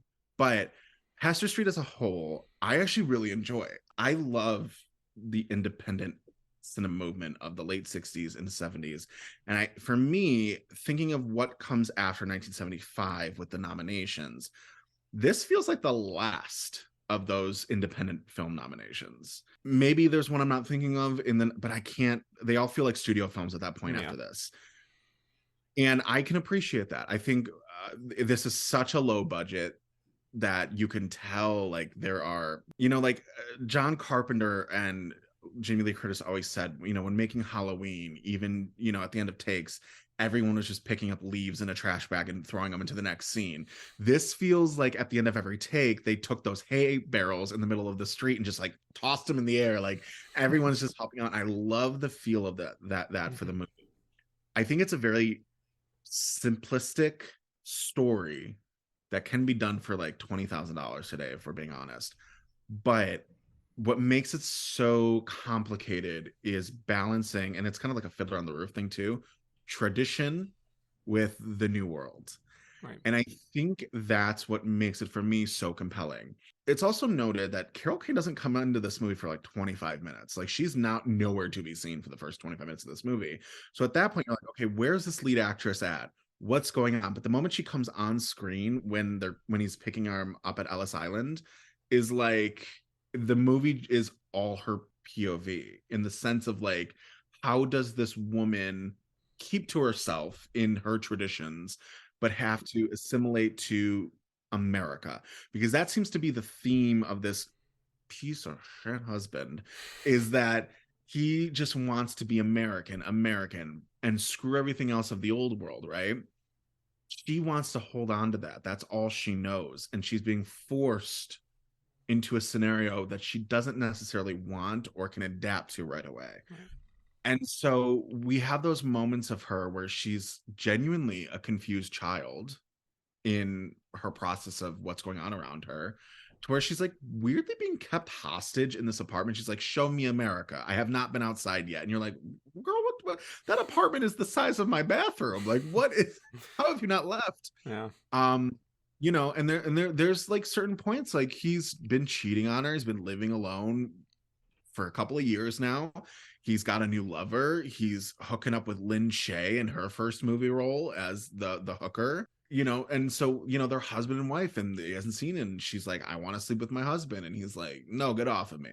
And so it's like, she's also internally conflicted with like, he still loves me, right? Are we still married here in America? And it's sad. Like, this is not a performance that is nominated for its line delivery. There are some great line delivery she's got. This is a performance that is nominated for facial acting, because God, she is running the gambit. You are watching everything that she's watching play out in her mind and on her face. And I think that is glorious and good for Carol Kane here. I think this is a great nomination. And I think that this is, again, if you're a collector or an Oscar completist, you've seen this and looked for this movie, this is becoming more and more accessible, but I wish more people would see it at this point, because it is delightful. Yeah, very well said. This is not a performance that is like a Glenda Jackson, where you're kind of like reveling in her delicious line deliveries and everything, and her one-liners. This is very much subtlety on the screen. And it's just really fascinating, because how I know of Carol Kane, such a delight in these like kooky character parts. Maybe she's typecast at this point, but I truly think there's no one better than Carol Kane. Like, if you're looking for like a kooky New York actress, like if casting is calling for like that kind of New York actress of a certain age, and Carol Kane walks into the audition room, then like it's time to pack it up, because she's got it. She just has that niche cornered. So I've known her, comedy skills, which is why I was so excited to watch this in a more dramatic role, and also seeing her so young. But still, I was just so impressed with her, and honestly just impressed with the Academy. Not that I give them credit very often, but for them noticing this performance, because I just kind of talked about this last week too with Diane Carroll. This is a performance that is so understated and lived in, and so lacking in like the usual razzle dazzle and the screaming and the crying and everything, that it could easily be overlooked. but because of the humanity that she brought and that also Diane Carroll brought, there were enough Academy members who were moved ultimately by what they did. And I do think this is kind of like a sneakily moving performance. Like, it is very much all about the glances and her very gradually gaining the confidence to feel comfortable in this place and then to take charge of her life. And I feel like it doesn't quite hit you until the end just how much of a change that we see in her from beginning to end. And this is also only 90 minutes, but you feel like you've been on this journey with her. And yeah, again, like mostly taking place in that very cramped apartment, but it still feels like a significant arc, I would say, even with that limited budget. And I do just love how she makes that intentional choice to play it small and play it as natural as possible, because she could have just been like the clueless wife or just like play up her confusion of everything in this new land. Also with the direction too, there's just a lot of patience and kind of care that's put into it in showing her to be just a person who has her values, and she does kind of open up and get more confidence by the end, but she's not a fundamentally different person either, because that's not how life works most of the time, you know. And it just feels very well observed, I think, and very specific. I can't necessarily speak to the Jewish experience personally, but it feels genuine and honestly kind of like films today, like low budget, like Independent Spirit nominees, you know, that feel like they come from an authentic experience from filmmakers that don't always get the opportunities. Yeah, and this is first of all, I'm always really shocked that no one talks about how much Carol Kane and Meryl Streep look alike. Yeah. Because it's like creepy how, especially in the 70s, how much they looked alike. Maybe not so much now. There are certain ways I guess you could look at their side, Did they ever portfolios. play sisters? Because I would like to see that. No, and I think that's and that's the thing. I think Carol Kane's been on record before saying like this. She suffered from the Oscar curse. She didn't work for a year until Gene Wilder called her up and like, hey, let's do Rhinoceros together. And she always stated like she's kind of glad she didn't win, which I always hate when an actor's like, I'm kind of glad I didn't win. I'm like, bitch, you're gonna get the Oscar when you can. Yeah, Couldn't be me. Couldn't be me. Like that's why I love Sally Kirkland, who's like, I should have won. Like, yes, girl, you should have won. Yes. And I'm like, because she said like everyone only saw this Yiddish character in her, and I think that's a sad part of the industry, is that the highest honor could also be your biggest burden. And it goes to the aspect of how it's a business and not just this entity, you know what I mean? Right. But there's this really sad point where she's embarrassed with Gittel is embarrassed with herself because she's getting schemed because she wants to buy a love potion for her husband. Yeah. And there's so much pain that crosses, even if you're like me with an icy cold heart, you have this sense of sadness that rushes through you, and she sells it when Doris Roberts comes in and she's like, oh no, I was kidding, and you see her glance up and she's not kidding. She's trying to protect herself from the embarrassment, but she's embarrassed still, and it's heartbreaking. And then the moment that, again, and this ends up being one of those performances like the others are like, yes girl, work, because she's at it. Oh, she's had it. And there's this moment where we're almost, I think it's in like the last 20 minutes. It's definitely near the end, because right after she falls in love and then gets that divorce, where she's finally like, fine, I'll give in, I'll be American. And she becomes American, takes off her wig, becomes American for the husband.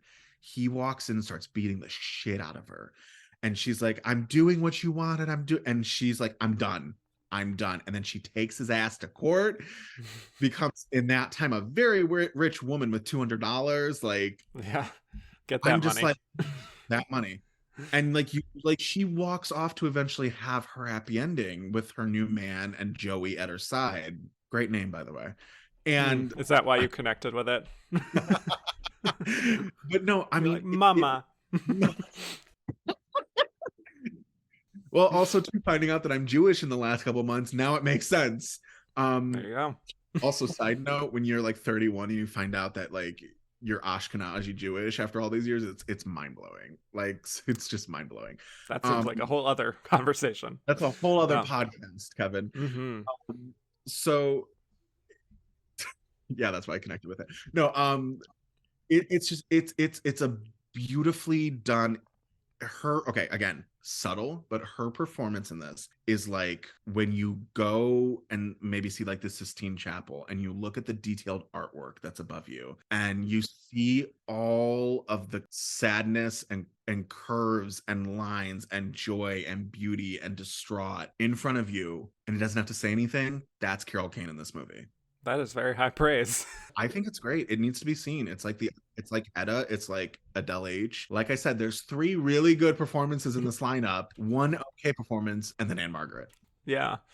I really love those moments. Not love as in like I'm happy that it's happening because it's heartbreaking, but just in her ability to express something very human when she is kind of hard on herself.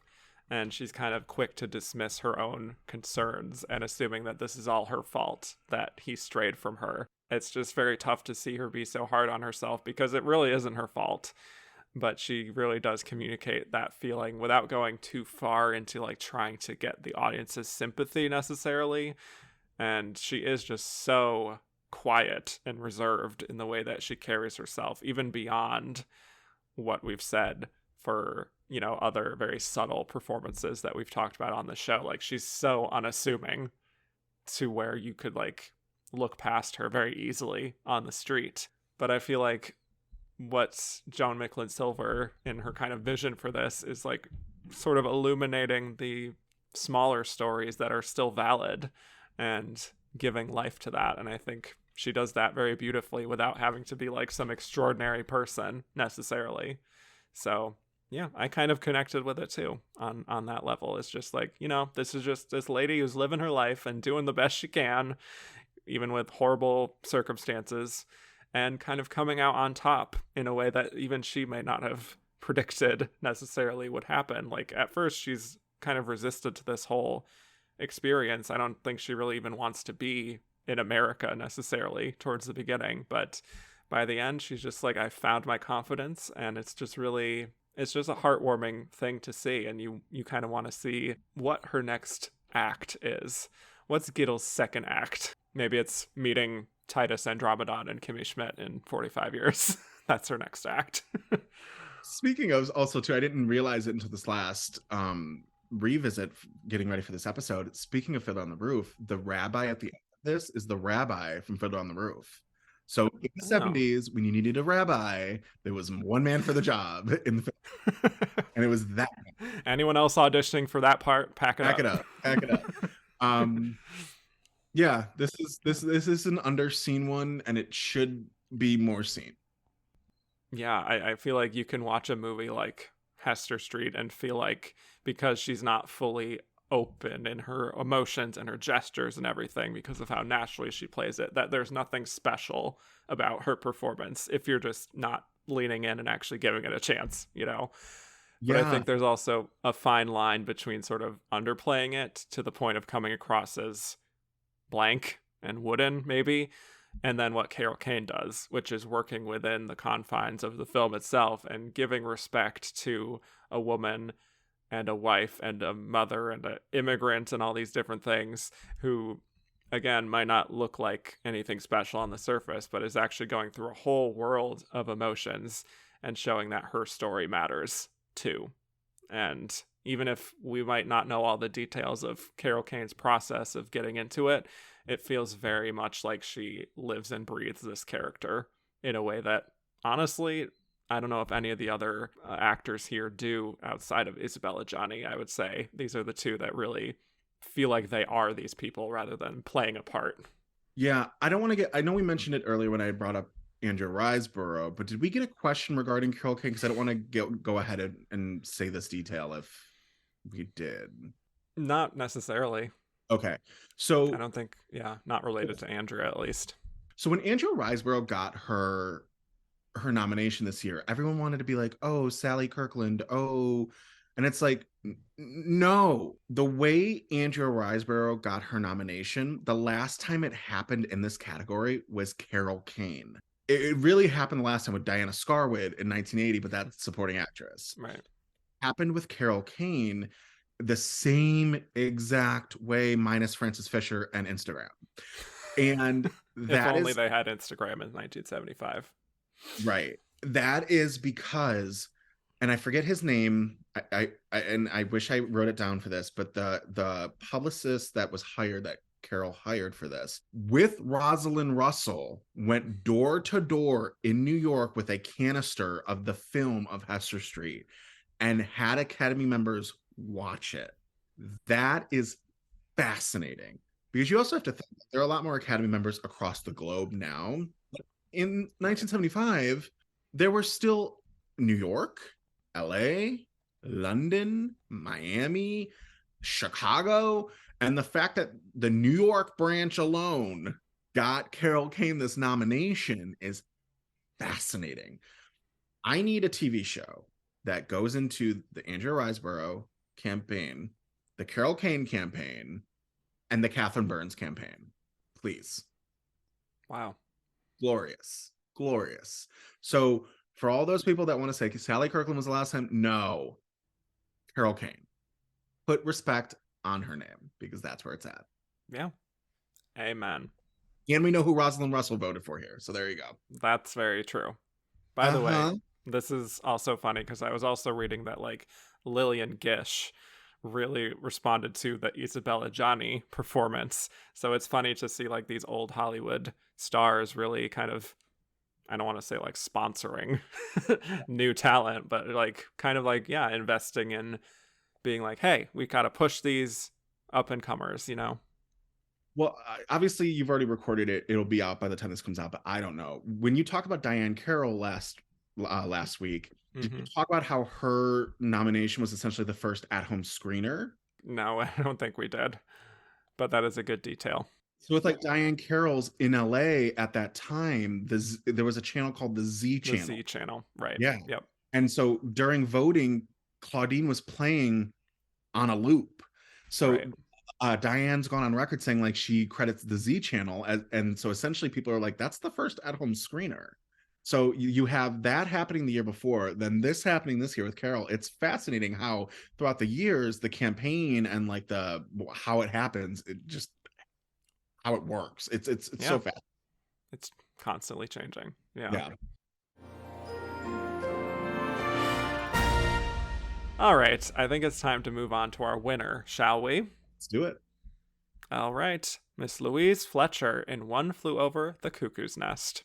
I did also just want to note before we get into it that she's in somewhat of a rare company by this point in terms of winning Best Actress, but then not receiving any other nominations in her career. I went back and checked, and she's only the fifth person chronologically to only win Best Actress and to not have any other nominations either before or after.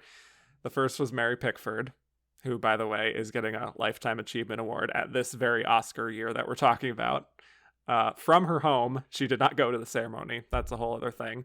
So yeah, Mary Pickford, then Ginger Rogers, Judy Holliday, and then Shirley Booth, and now Louise Fletcher.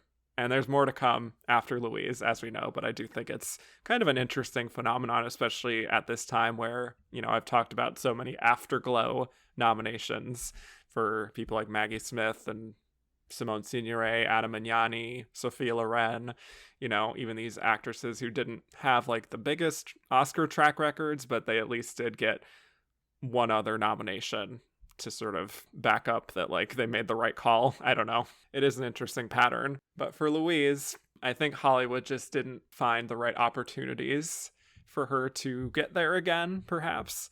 But she grew up in Alabama. She was a coda, child of deaf adults.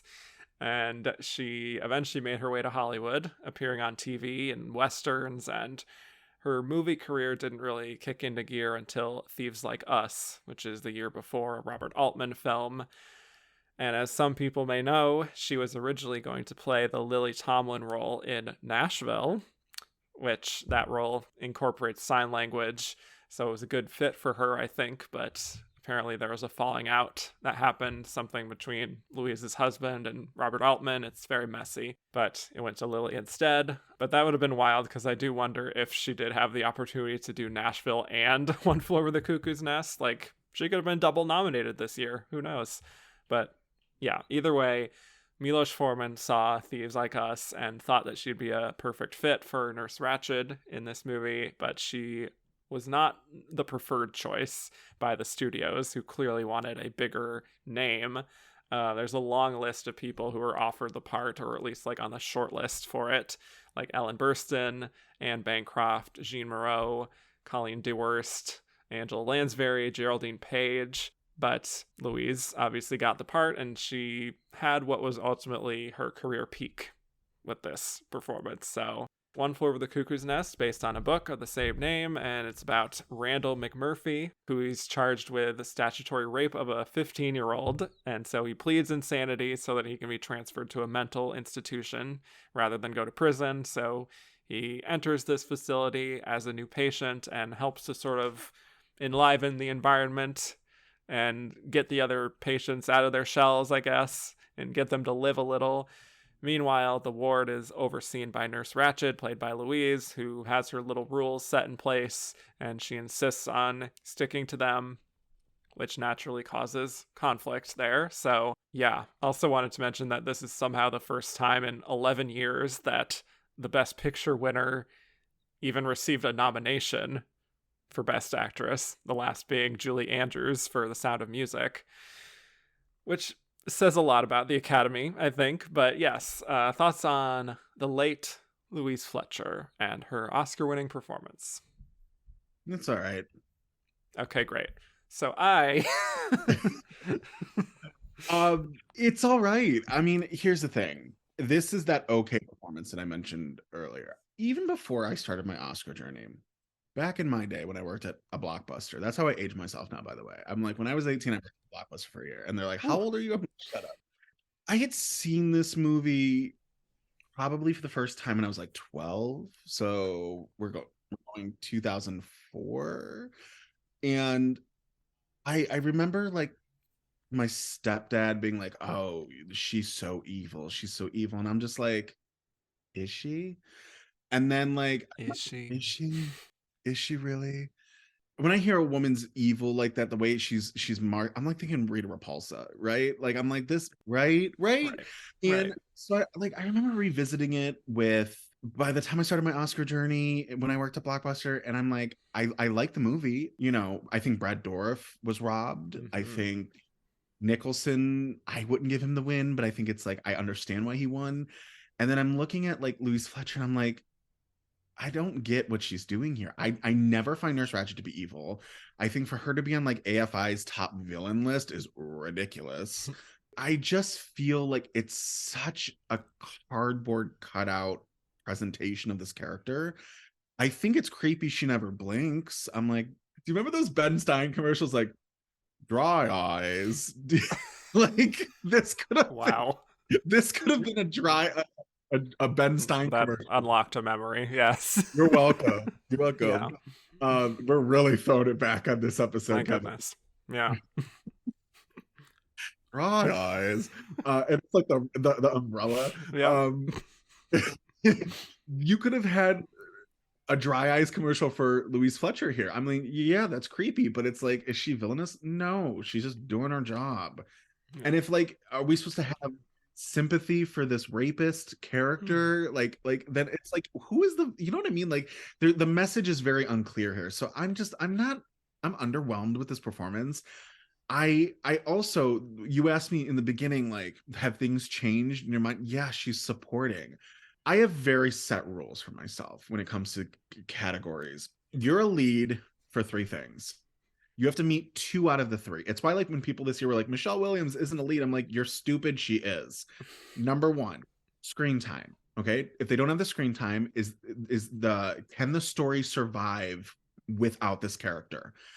a lead role is a part of the piece of a screenplay, of a movie, that in order to be considered a lead, if you were to take them out of that lead, the quote unquote lead, can the movie survive without that character?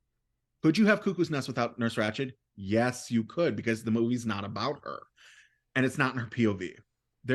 She doesn't meet one of the criteria to, in my eyes, be considered a lead. You could have Cuckoo's Nest without Nurse Ratched because it's about Randall. It's about the men around him. It focuses on Randall. It focuses on his POV. Side note, I don't even think I mentioned this in our episode.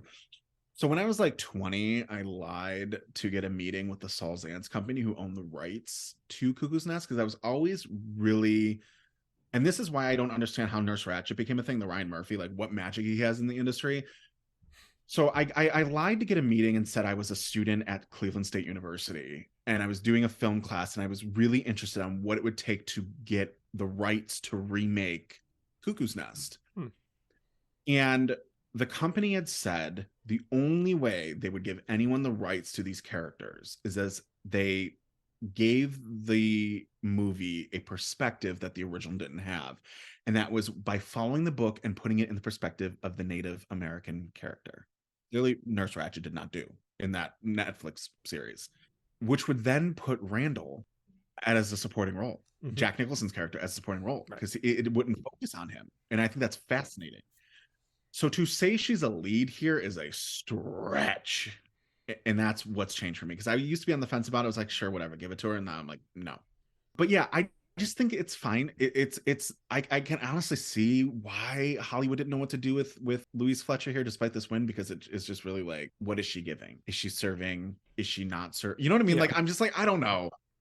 This is, I don't love this one. I don't love it, Kevin. Okay. You have left me in a situation where I'm just like, What about you? Yeah, well, I have been very up and down on this performance over the years. She is obviously considered worthy or not of being like one of the more iconic antagonist villains of all time. And I also hesitate to even say villain because I think there's more nuance to it than that. But yeah, it's like even saying the name Nurse Ratched is like loaded with something. It's sort of like this symbol of someone, usually a woman, who is wielding their power and like holding on to it and is strict and just doesn't allow any fun and all this stuff.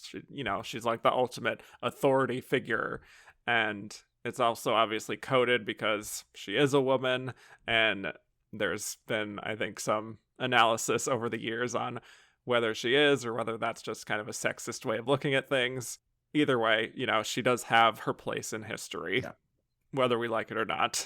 And yes, there is that discussion of lead versus supporting.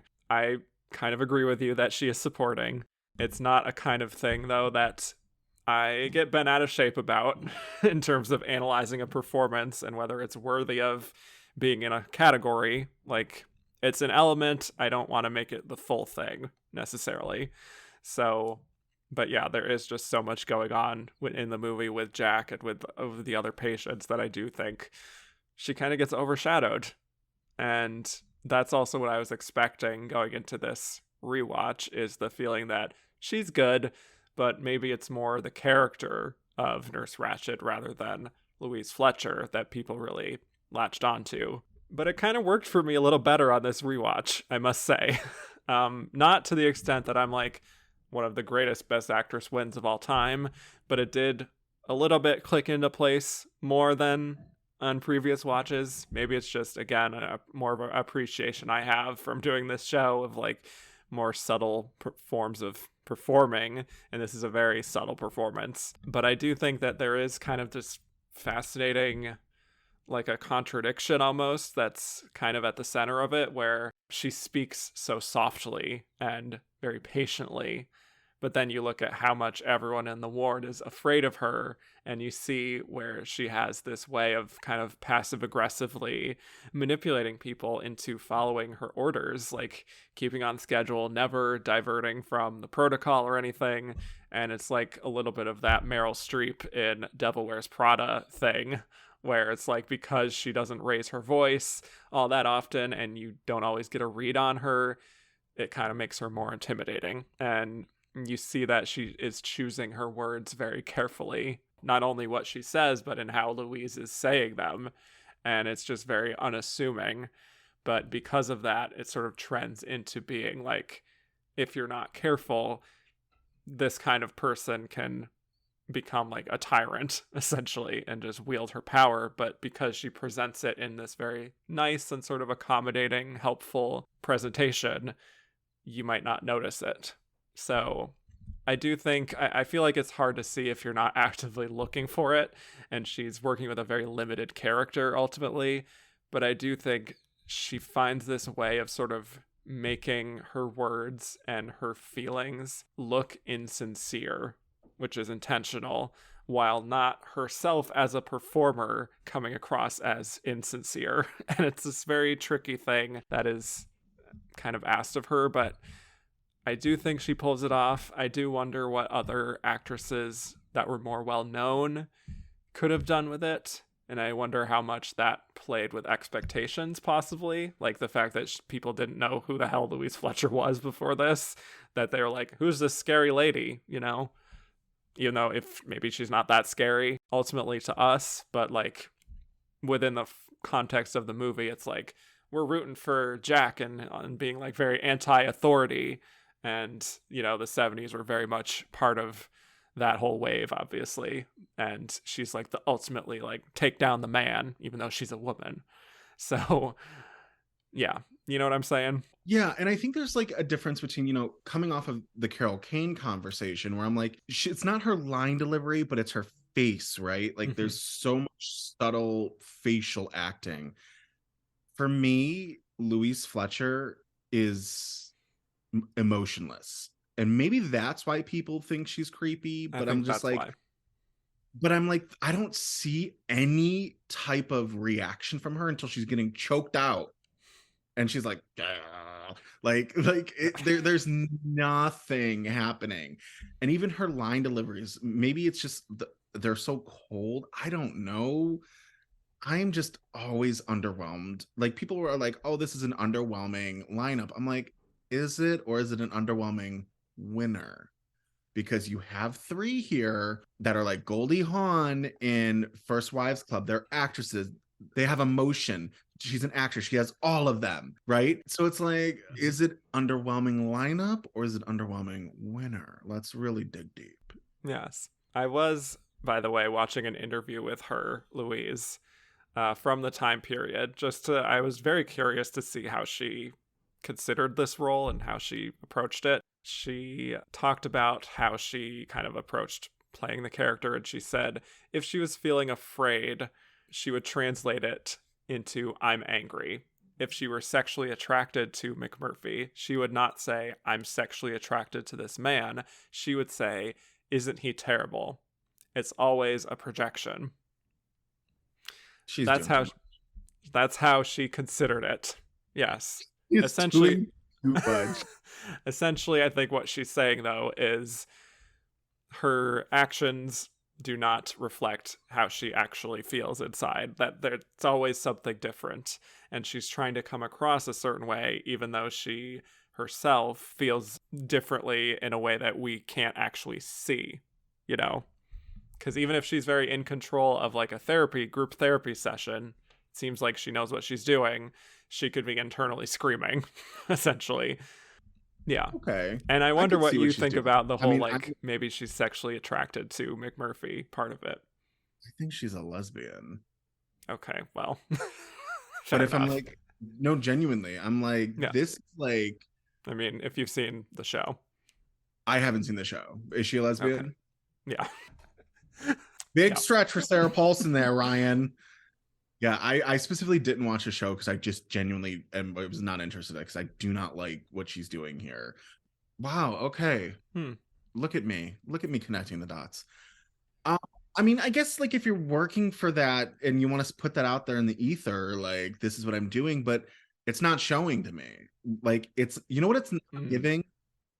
That. You're not like honestly work. No. It's like honestly unemployed. Like it's not Ooh, work. wow. It's The opposite. like, Yeah. yeah. I don't know. I just like this is like another one of those things where I like think of other actresses who would have been so much better for this part, and like not even this year but different years. Like imagine Mercedes McCambridge in this, right? Or like Oh, Jesus. right, or even That Shelley. voice. Imagine Shelley Winters in this, or uh oh god, Janet McTeer. Oh, Monique. Monique. Whoa. Monique. Ooh. Hmm. You know, since you got your degree and you know everything, like imagine. Yeah, let's Oh see man. her in a bit of a role reversal there, where she's like the Right. social worker. Right. So I mean, I don't know. This is always one of those performances that just it leaves so much more to be desired for me. Well, that's unfortunate. No. I Oh, you know mean, who's not getting my vote on this episode? what if suddenly by the end you're like, you know what? After this discussion, I've decided it all makes sense to me now. Louise Fletcher all the way. Oh Wow, my impact. Um, God. no, well, I understand completely where you're coming from, to be clear. I genuinely, because that's kind of where I've been in the past. I'm not full the way in the camp of like, this is a fully deserved win. No one else comes close. Like, she has competition here that is strong, I think, that she was able to beat.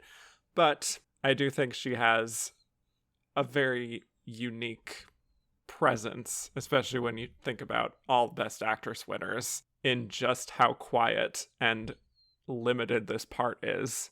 It's the kind of thing where I think I've heard, like, our friend Fritz talk about how, like, when Nurse Ratched leaves this hospital, she disappears completely, like, as a person. Like, she doesn't even exist. And then when she comes back, she's back, and that's it. Like, you just do not know her backstory. You do not know who she is on the outside.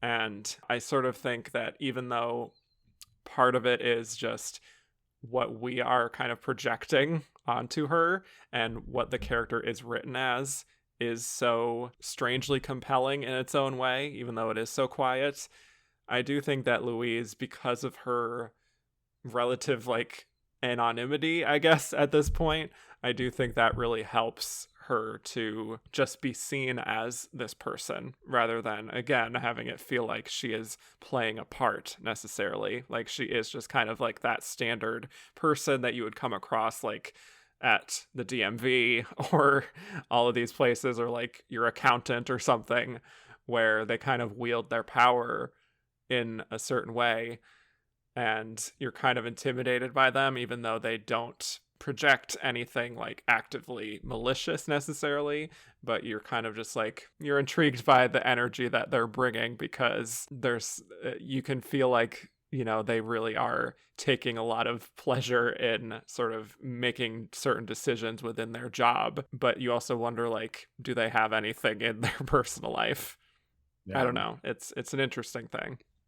And I mean, I think Fritz also too. I think we would be in all loving of our Deutschland friend Fritz. Sure. That we would be wrong to not mention, maybe according to him, maybe the wrong Louise played this role. I mean, it could have been a Louise Minor type of deal. What a comeback that would be. But no, I think he makes a good point because, like, if you look at it in that aspect, what if she's such an unknown on the outside that this is her chance to be bully? This is her chance to be God. Exactly. Yeah. That perspective, okay, sure. I see the villainous, but you know what it's not giving? That. Okay. On the screen. So, like, you're saying this all makes sense on paper, but it's just not in execution. Yes, Kevin. Yes, Kevin Marie Jacobson. That is the way to put it. On paper, see it. You see it. On screen, you don't see it. I don't. Yep. Well. Yeah, that's it. Fair enough. Look at you are better than therapy at times. I do consider myself a bit of a Nurse Ratched in that way. Well, thank you. Thank you. If I was still a cigarette smoker, I would have had my American Spirit on my ear rolled up. Yes, that should have been your little prop as you not did the this. Pot of coffee that I for the for the listeners. This pot of coffee that I just drank in front of you and am dying to pee, but we'll make it through. We'll get this. Yeah, I think for me, where things do get really interesting with the performance is towards the end, obviously, when all the men have their little party in secret and she returns to the chaos of it all. And she's kind of like looking around, like surveying the whole situation and trying to get to the bottom of what happened and just who was responsible. And then she humiliates Billy, who's like had sex with one of the women that they snuck into the facility. And then we also see how he's not stuttering anymore.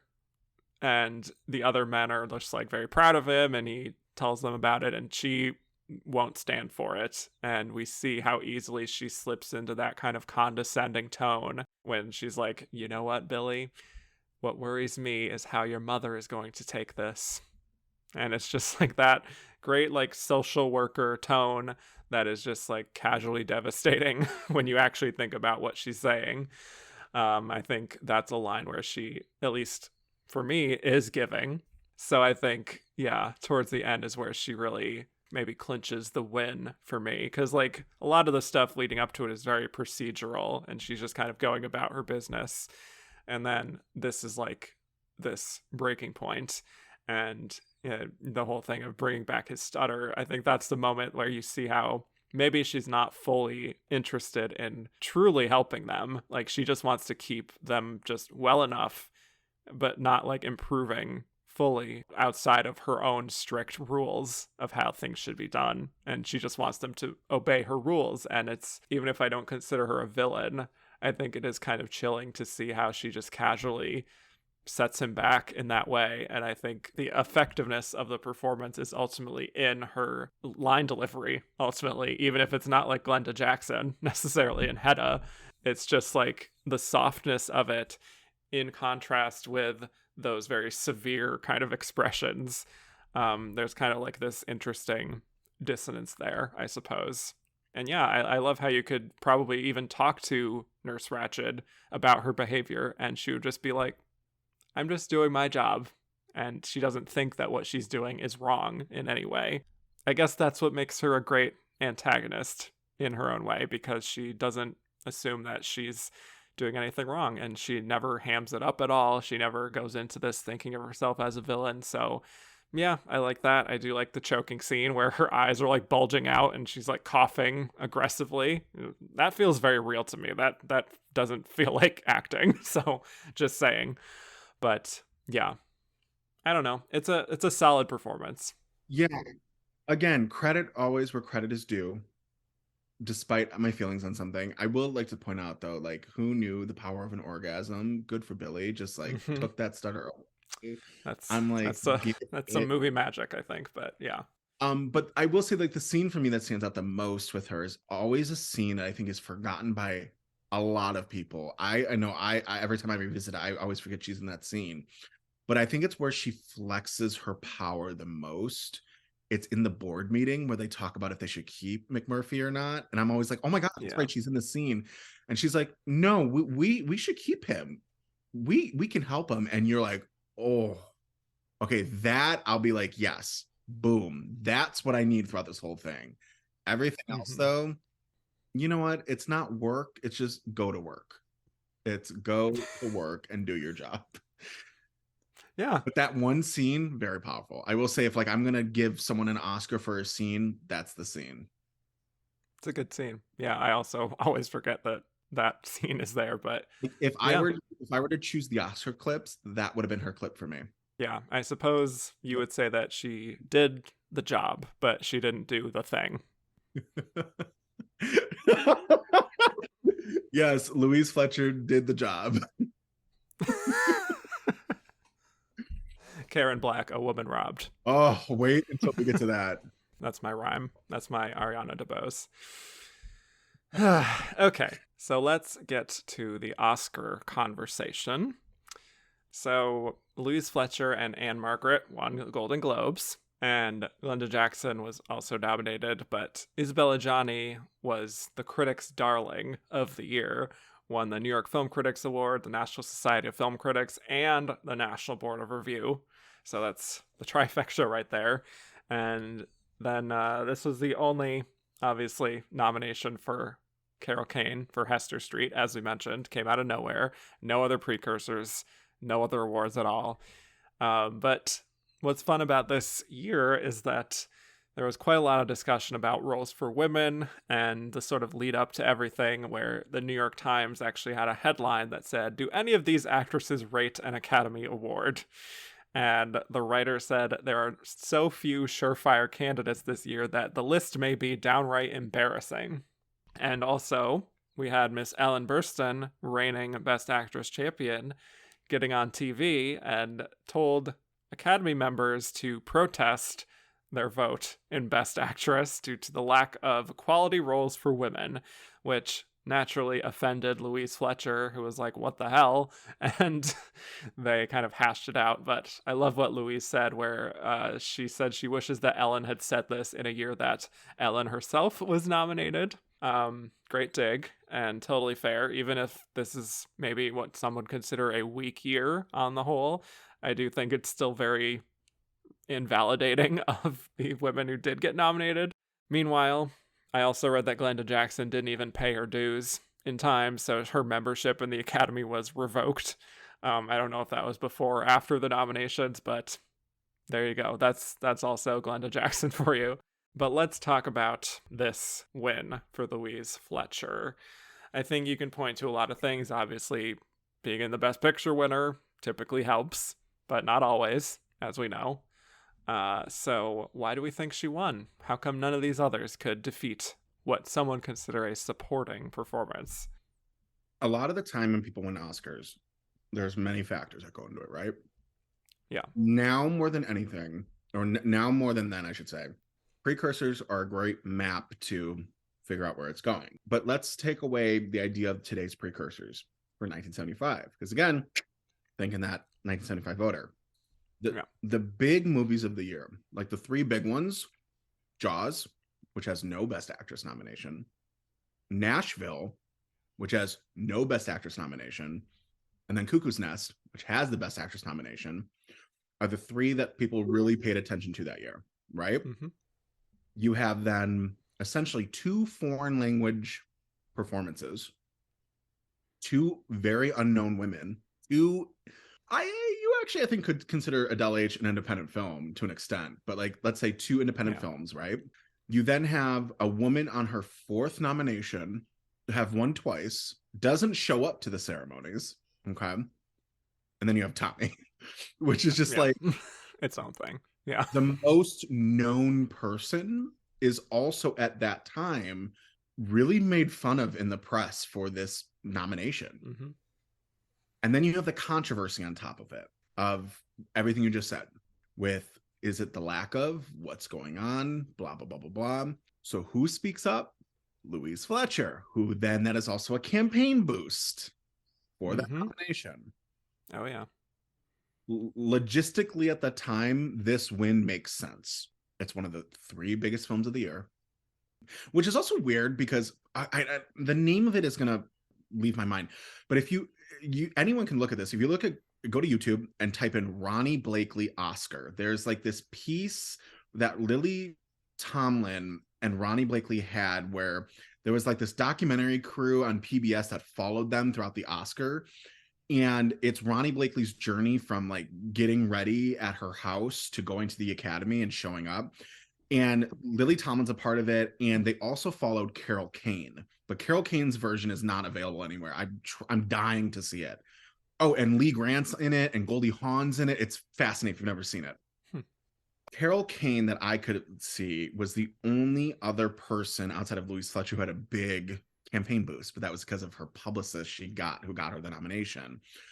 So at this point, do you vote for the unknown in the Yiddish role, or do you vote for the other one in the biggest role of I mean, there's so much that goes into it, so this win makes sense at that time. Yeah, I think she won because she had a movie that was also far more seen than anything else here. Like, maybe some voters didn't even watch Hester Street. Maybe some of them couldn't be bothered to watch Hedda, but just assumed that Glenda was good in it. Or, yeah, maybe they were repulsed by Tommy. I don't know. Maybe they didn't see Story of Adele H, because that was also small. So, I think I don't want to say she lucked out necessarily, but I do think a lot of things were going against her competitors ultimately, and her movie was far more loved than anything else here combined, honestly. And also, I think because her character clearly left an impression on a lot of people that just was not there for anyone else. For as much as great things we said about Isabelle's performance and Carol Kane and Glenda Jackson, even, nothing else had the kind of cultural relevance, I don't think, than Nurse Ratched and that movie. So is part of it that she was kind of carried along a little bit for being in the right movie? Perhaps, yes, especially because it is a borderline, at best, performance in lead. But yeah, I think she had the right combination of elements. I think there was just a lack of passion ultimately for this category in general, and they were just like, yeah, we loved One Flew Over the Cuckoo's Nest, we're gonna pretty much go right down the line with it. She was a good part of the central conflict of the film, I guess. So people always want to talk about like quote unquote coattail nominations. Right. I give you a coattail win. Perhaps. That's what that feels like in retrospect, but at the time it makes sense. Yeah. And to be clear, I do not dislike the performance. I don't even think it's a fair performance. I think it's a very good performance. I just don't know if it's fully undeniable to where, like, she's obviously the pick here. So I don't know. It's a very complicated situation. But if you watch her speech, it's a lovely speech. She shouts out her deaf parents, and it's very touching. Yeah. So her speech is actually so good that when Jane Fonda does it a couple years later, it kind of feels like she's mimicking Louise, or she wants to be Louise Fletcher. And I'm like, we just saw this. I appreciate the inclusion, but we just saw this. Yeah, that's pretty much all I've got on that. We will talk about who might have been the runner-up later on. So let's get to some Twitter questions. Starting with our friend Fritz. Hi, Fritz. Could Louise also have won in supporting? I mean, yeah. That's the thing. I think she would have won in either category. Yeah, I think she would have won in either category, but I don't know if it would have been as easy for her to win. Let's put it that way. Yes. I know that this isn't fail-proof by any means, but I tend to think that people who win in lead with what some would call a supporting performance would absolutely win in supporting if they were there. And I feel the same way about Patricia Neal in HUD, and Olivia Colman in The Favorite, who some also consider supporting. Both of them would have won either category. And winning lead is far more difficult than winning supporting. Kyle Crocodile. Why wasn't Louise Fletcher a bigger star after this? Are there any roles post-Cuckoo that you think she would have been amazing in that others played? I think we touched on that with why she wasn't, and it's just because, you know, Hollywood just didn't know what to do with her, and that unfortunately happens to a lot of actors. Yeah, especially of a certain age. Yes, and especially women. Like, right. That's, you know, especially her being 5'10". Right. If we're going post Oscars, I could have seen her play the mom in E.T. I think she would have been great in that role. I love Dee Wallace in that role, but I think Louise Fletcher like really would have shined in that role. If we go along the Oscar route, I mean, oh God, imagine her in Susan Sarandon's part in Dead Man Walking, or if you go, I mean, even Requiem for a Dream. Ooh, I like that. That could be very interesting. Yeah. Well, that's actually kind of part of why I think she didn't get a lot of great parts after this, is that you had people like Ellen Burstyn or even Jane Fonda, you know, or Anne Bancroft, just people who were more popular that were kind of her type and somewhat similar age. For other roles I'd like to see, I know she's a little young for it, but why not just go full in with the villain stuff and be like, I'm going to be Margaret White in Carrie. Wow. Yeah. See, Piper Laurie is so good as Margaret White. Of course. I would not deny that. No. Yeah. It's so hard to see someone else. But now that you say that, I'm like, okay, I could see that version. Maybe some of like a Sally Field kind of role, like a Places in the Heart kind of thing. Winnie in Hocus Pocus. Oh my God. Okay. Let's see that. I was also thinking like, I don't know if she could fully go there, but like again, more villainous, like a Annie Wilkes in Misery. Kevin, are you ready for this? Mrs. Voorhees, Friday 13th. Okay. I feel like we're just doing a lot of villain stuff for her, but it kind of works. If the witch buckle fits. So. All right. On that note, let's move on to Miles McHale, who said, I love Isabelle Adjani, but did the Oscars have a thing for malnourished French actresses in the 70s? Yeah, I mean, looking back at the French actresses in their French roles outside of Isabelle Huppert, they seem very malnourished.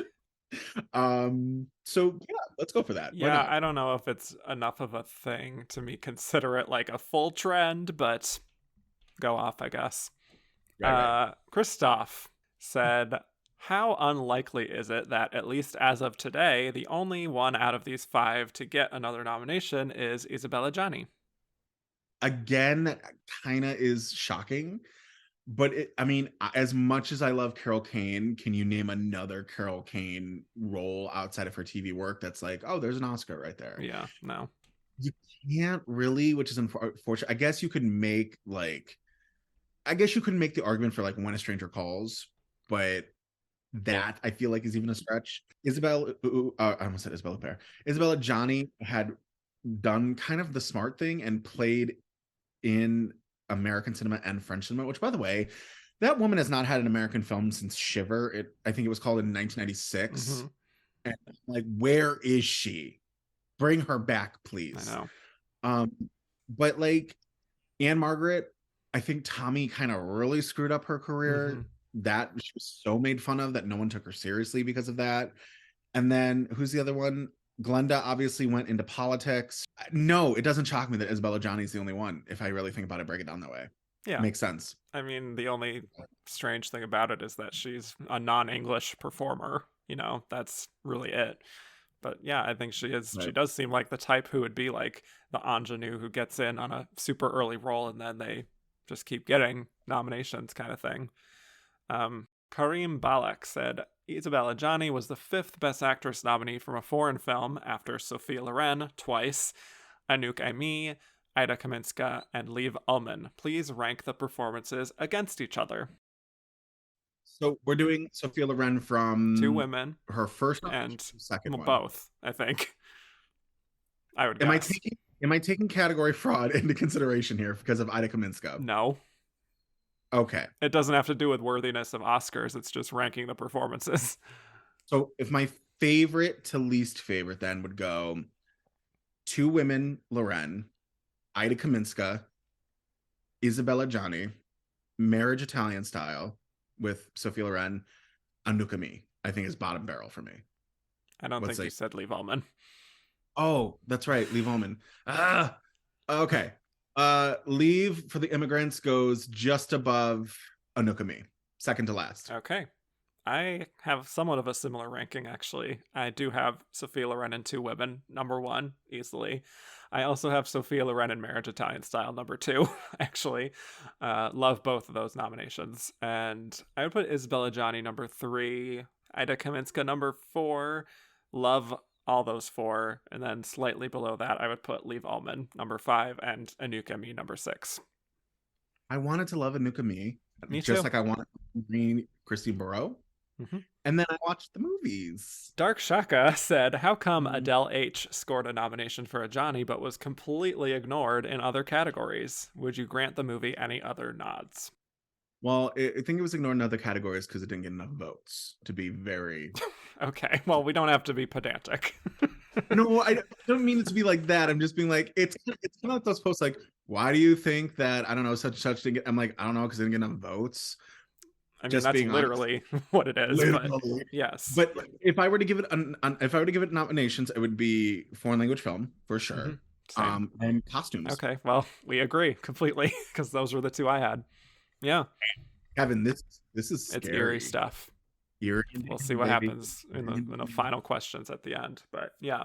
Puto said, did you guys think that Ann-Margret was too subtle in Tommy? Very funny. I'm sorry, but what is your definition of subtle? Yes, her restraint is simply too much. Give me more, Ann-Margret. Give me more bean flicking with the beans. Anyway, moving on to Cinema Sex Kitten. Which other Best Actress nominees of the 1970s would have benefited from rolling around in a pile of beans? Ally McGraw in Love Story. Oh my god. Imagine this scene cuts from rolling around in the snow to rolling around in beans to the snow back to beans. It would be perfect. What is even the context of why she'd be doing that? I love it. Also, Jill Clayburgh in Unmarried Woman when she's doing her dance, beans in her the dance. And then I think maybe Ellen Burstyn in The Exorcist. Ooh. Imagine the intercuts of with Father Karras to beans. I like that. What is this question? I love the question, but it's so ridiculous. It's fun. But what is this question? That's funny because I didn't think of it as like specifically in their films. How that would be. I just thought of like actresses who I would like to see do that.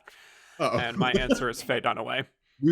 Okay, I love that answer, but I love how we both had different interpretations. Completely different, yes. Which works. I think that was perfect. Yeah, but Faye Dunaway, you know she would commit to that shit full force, and you know it would be the absolute worst day of filming for everyone involved.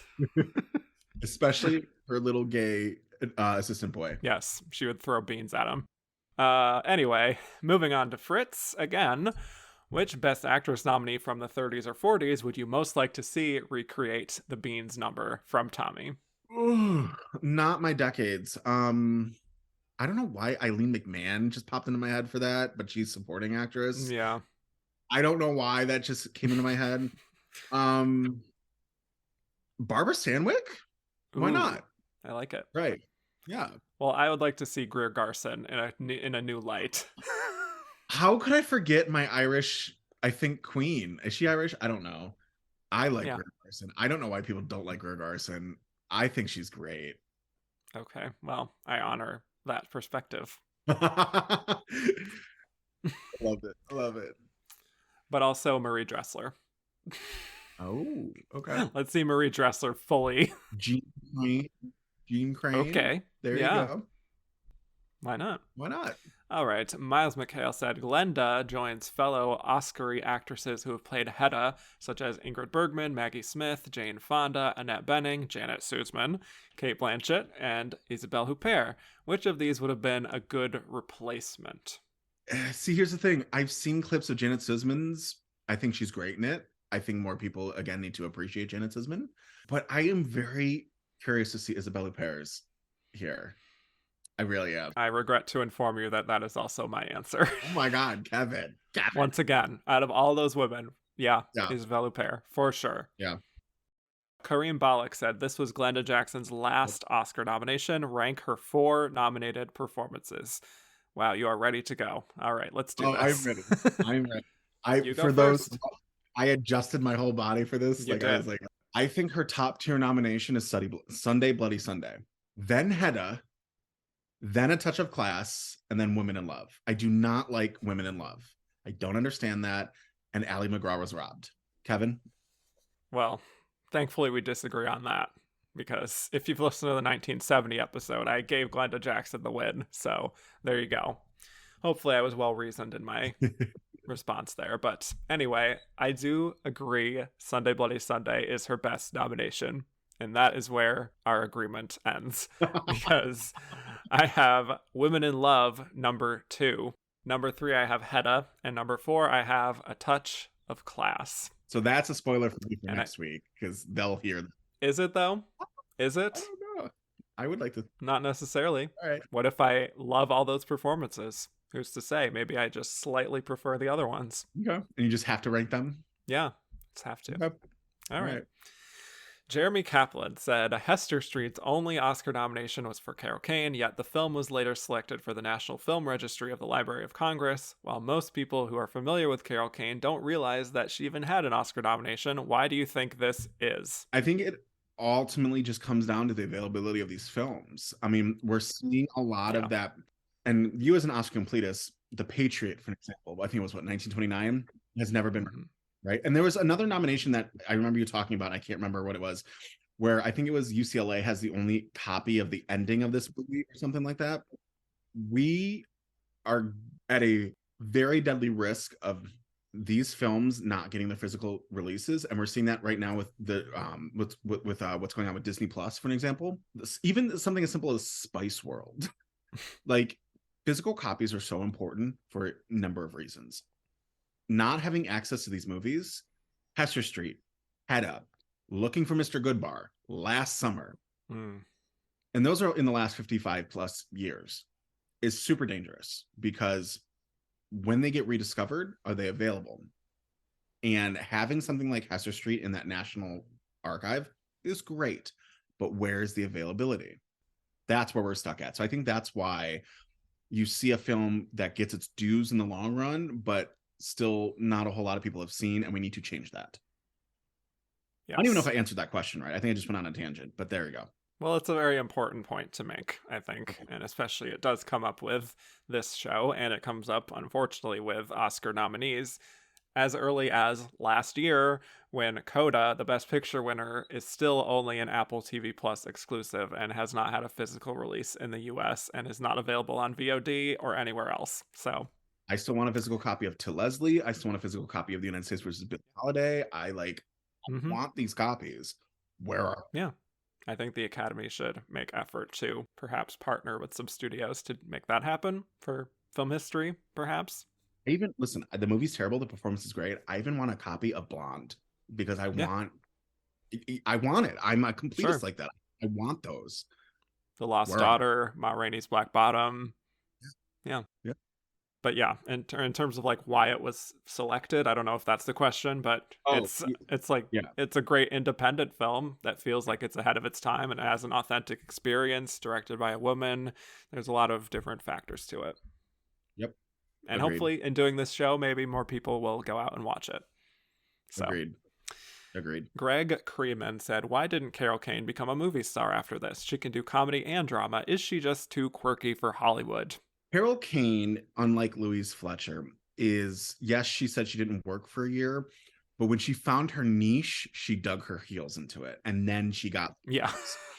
Remember, she's got, I think, 1 or 2 Emmys for Taxi. Yeah. She's got the Oscar nomination. She's got, I think she has a Tony nomination. I could be wrong on that. But remember, too, Carol Kane is that age range where, yes, she made it before Meryl Streep, but she falls in that line of certain age actresses at that time, unless you were Meryl Streep, you were the 2nd, 3rd, 4th, 5th choice. Right. So it's the timing of her career and then what she dug her heels into. I agree. And honestly, like, movies aren't the be-all, end-all. She's had an incredible TV career. You know, even if she isn't like a leading lady star of movies necessarily, like you said, she's won multiple Emmys. She's still killing it all these years later, like on Kimmy Schmidt. Her career is fine. Like, I'm not worried about her. Like even like I was with Louise Fletcher, who didn't have the best career. Compare it to Carol Kane. Carol Kane had a pretty great career when you really look at it. So, yeah. Agreed. I would also like to shout out the way that she got like 6th billing on that movie a couple years ago, The Dead Don't Die, and she had one line, Chardonnay. Like, glorious. Terrible movie. Glorious part for her. Mirko Salvini said, this is impossible to check, but according to you, who could have been the close 6th in 1975 Best Actress? And do you agree with the opinion it was a dire year for leading ladies? Sort of. I don't know. I haven't seen everything, but yeah. Who was the 6th, Joey? So that answer is actually Karen Black, who lost the vote by 2 votes, I believe she said. And that was for Day of the Locust. So if any of you haven't purchased Kevin's Patreon, do it now, because there is proof that I have given Kevin. So Karen Black, for those who don't know me, was a mentor of mine in LA when I moved to LA when I was 19. And the film that I'm working on now, she was actually going to be in before she died. And so long story short, she's on record. Again, the clip, I think, what is it? The 1974 episode when we talked about Lenny? Yeah. Mm-hmm. Yeah. So it's on that Patreon. Again, go listen to it. It's on there. Now, whether you want to believe it or not, that's not up to me to have you decide. So do you? But she befriended a counter at Price Waterhouse who she met at a party, who told her, "You literally missed the vote by like 2 votes." Carol Kane took her spot, essentially. So to answer that question, Karen Black was the 6th person, but also yours truly have the actual rankings that she had gotten from this Price Waterhouse counter. So we know, according to Karen, on this episode, who actually came in 2nd and 3rd and 4th and 5th. Again, if you want to believe it, that's fine. If you don't, that's fine too. We don't have to prove anything to you, but it's one of those things. Either accept it and take it with a grain of salt, or don't accept it at all. But to answer your question, Karen Black. Long story short, Karen Black. But Karen Black. You do have some, again, whether people want to believe it or not, some proof that it was her. Yeah. Which, she did get a Golden Globe nomination. She was in the discussion. Burgess Meredith was nominated supporting. It got a cinematography nomination, so it was definitely on the radar. It does make sense that she was ultimately 6th. So yeah. Number 2, she came off of she was one of the few actors at that time who won the Golden Globe the year before for The Great Gatsby, so she was in contention there as well. She just missed out twice in a row, and after Days of Locusts, due to John Schlessen, I can never say his name. He blacklisted Karen. He labeled her difficult, and that was Day of the Locusts was the end of her A-list career, which is really sad. So I agree. There's a lot. That's a whole other podcast that we could ever get into. Yes. Another woman robbed, truly. A woman robbed. Yes, there it is. Yes. Lila said, suppose One Flew Over the Cuckoo's Nest doesn't come out this year. Who wins Best Actress without Louise Fletcher being here, and who takes her spot?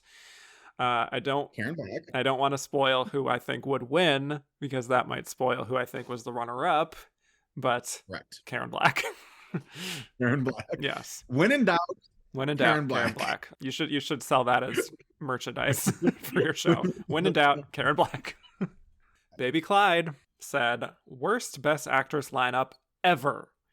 Not performances as much as the lengths Ampus went to fill the slots.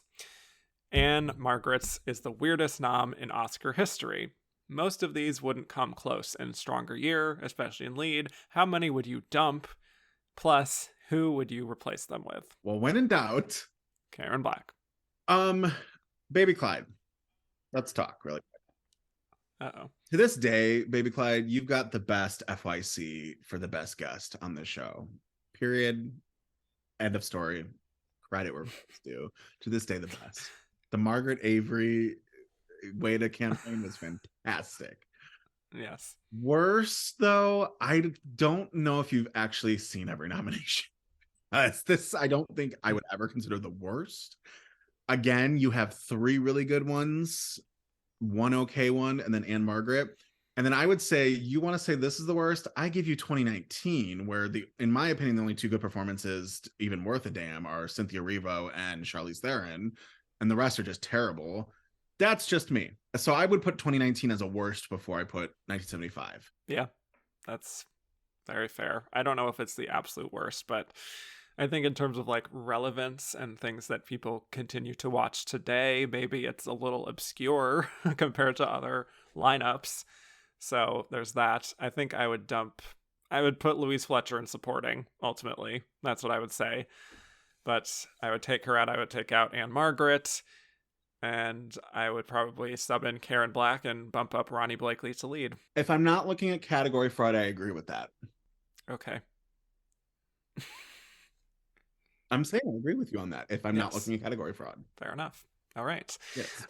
Christoph said, did Ellen Burstyn have a point when she commented on this Best Actress race? And did Louise Fletcher have an even better point when she said Burstyn should have said it in a year that she was nominated herself? No to Burstyn. Yes to Fletcher. I think it's super ignorant to not do it a year that you're nominated. And then I think it's super ignorant to do it in general when we want more women for more things and more celebrations. So no to Burstyn. Right. Agreed. Andrew Carden said 5 Mildreds have been up in Best Actress.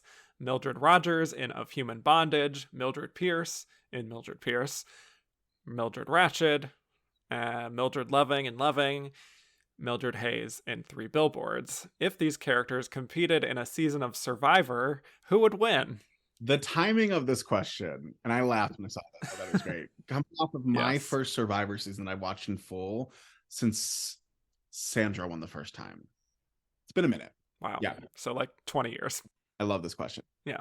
You would think it's 3 Billboards Mildred because she's got everything. But this is the prime example of where Ruth Negga would win this because it's the quiet, psychological, like, she is the Carolyn here. But then Carolyn didn't just win. So I'm like, I don't know. So, for this question, I'm going to say Mildred from Loving wins this season. Okay. I think Of Human Bondage Mildred goes out first because she's messy. Yeah, no kidding. And then it comes down to 3 Billboards and Loving. Yeah, I saw a lot of comments under that question saying Mildred Hayes, 3 Billboards. But I'm sorry, I do have to disagree there. I think she's too abrasive to win over a jury, quite frankly. I'm going to go Mildred Pierce here. I think she has the tenacity. As long as she's not playing with her daughter, she should be good. Like, that's the only hang up that she would have. So as long as it's not a blood versus water season, I don't even know. We're good. People who watch Survivor will know what that means. Okay. I know she's maybe a little too trusting of certain people, but you do want trust in the game of Survivor, and I think she would have just the right moves and win over a jury, maybe with her sob story. That tends to help. So that's what I'm going to go with there. But I do agree, Loving is a great example of an under-the-radar kind of winner who absolutely could win, like Vecepia, our girl. Oh, she deserves that. He was in a clip in this season. I was like, Vecepia!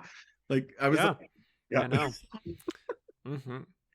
All right. Christopher Perkins said, Sarah Paulson famously played Nurse Mildred Ratched on Netflix. Which of the 4 other nominated roles do you think would make a compelling character in their own titular TV series? Carol Kane. Because I want to see how far that $200 got her. Genuinely, not trying to be shady. Yeah. I think that'd be great. I know we also briefly spoke on a sequel for Story of Adele H. Ann-Margret died. And I think Hedda ended perfectly. So there you go. Yeah, I agree. Hester Street as a series, I think, would be great. I think, Story of Adele H has, I think, a kind of limited run and is much stronger as a movie. Tommy is a definite no. Hedda is, I guess, a possibility if they expanded the story, maybe, but I just think there's so much potential in Hester Street. So many different characters, even, that we could follow. I could almost see it being like one of those, hip comedies that come out these days, like a Rami or a Atlanta kind of thing, where it like is playing with the form and centering on different characters each episode. Let's make that happen. And then you said it, Getzel ends up becoming landlord of a tugboat to Titus Andromedon. So there it is. That's right. Gordon at Mark Wahlberg said 3 of the 4 losing nominees were lone nominees for their films, and the other only got 1 nomination. If you could give out 1 other nomination to that group of 4 films, who would it be? Tina Turner. Yeah, without a doubt. Tina Turner. Yeah. Tina Turner was right there. Tina Turner did the thing. Period. Yep. Yeah. Cinema Sex Kitten said 1975 is the year Chicago made its Broadway debut. Choose 2 of these actresses to play Roxy and Velma. You want to go first? Yes. Yeah. I think Ann-Margret is playing Velma because she can sing, she can belt. I could see her being like the bad girl kind of thing. And I think Isabelle Adjani can do Roxy. That's my combo. I'm going to see your Velma, and I'm going to raise you Glenda Jackson. Can she sing? I don't care. Okay. I don't care. Speaking of Amy Schmidt, I don't care. Well, yeah. If we're taking that out of it, then I would love to see it. Glenda as Velma. Right. The villainous with what Glenda is serving on a platter with Hedda, give me Velma. For Roxy, Ann-Margret. Okay. Either way, Ann-Margret's in the show. Congrats. Okay.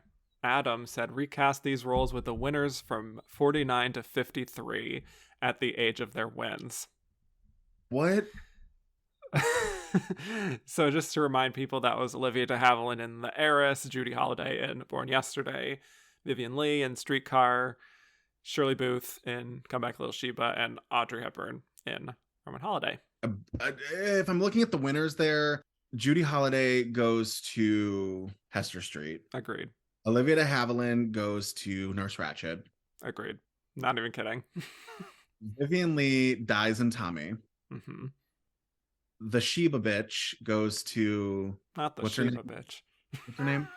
Shirley Booth? That one. Jesus. She goes to Hedda. Yep. And then... Audrey Hepburn as Adele H. Literally exact same combination. Look at us. Look at us, Kevin. This is... You know what this is? Who would have thought? Growth. Yes, truly. All right. Christoph again said, if Ronnie Blakely had gone lead for Nashville, would she have been nominated or even had a shot at winning? Yes and yes. Here's the thing.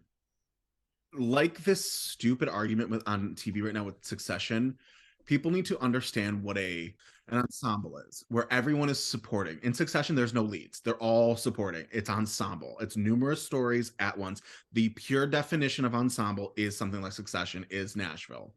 It does not focus on a specific story as the lead and a point of view and a character. It's numerous.